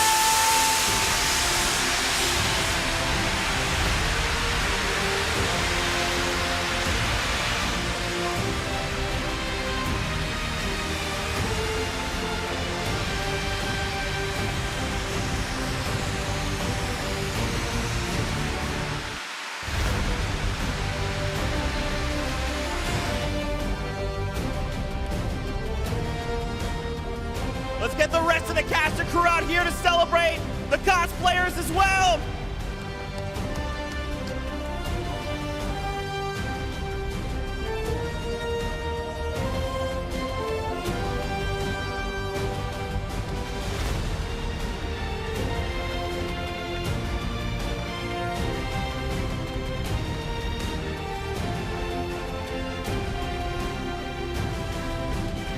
All right, Fortnite fam.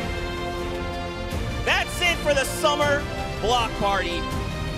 We want to give you all so much thanks to everyone that played today, to the squads yesterday, the Creative Showdown, Team Evolve, the Llama Record Company that won yesterday, the incredible golden ticket winners, our Pro-Am champions, and of course, everyone in the stadium. Thank you guys so much for being here. Now, don't forget, June 20th and 21st is the final dual qualifier week. One more shot at the finals in New York City, July 26th through the 28th. That's it from us. We'll see you guys on the battle bus.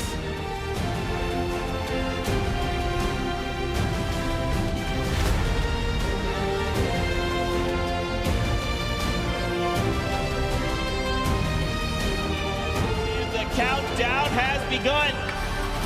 Are you ready? Best Fortnite ever duo, Doc. Oh my God!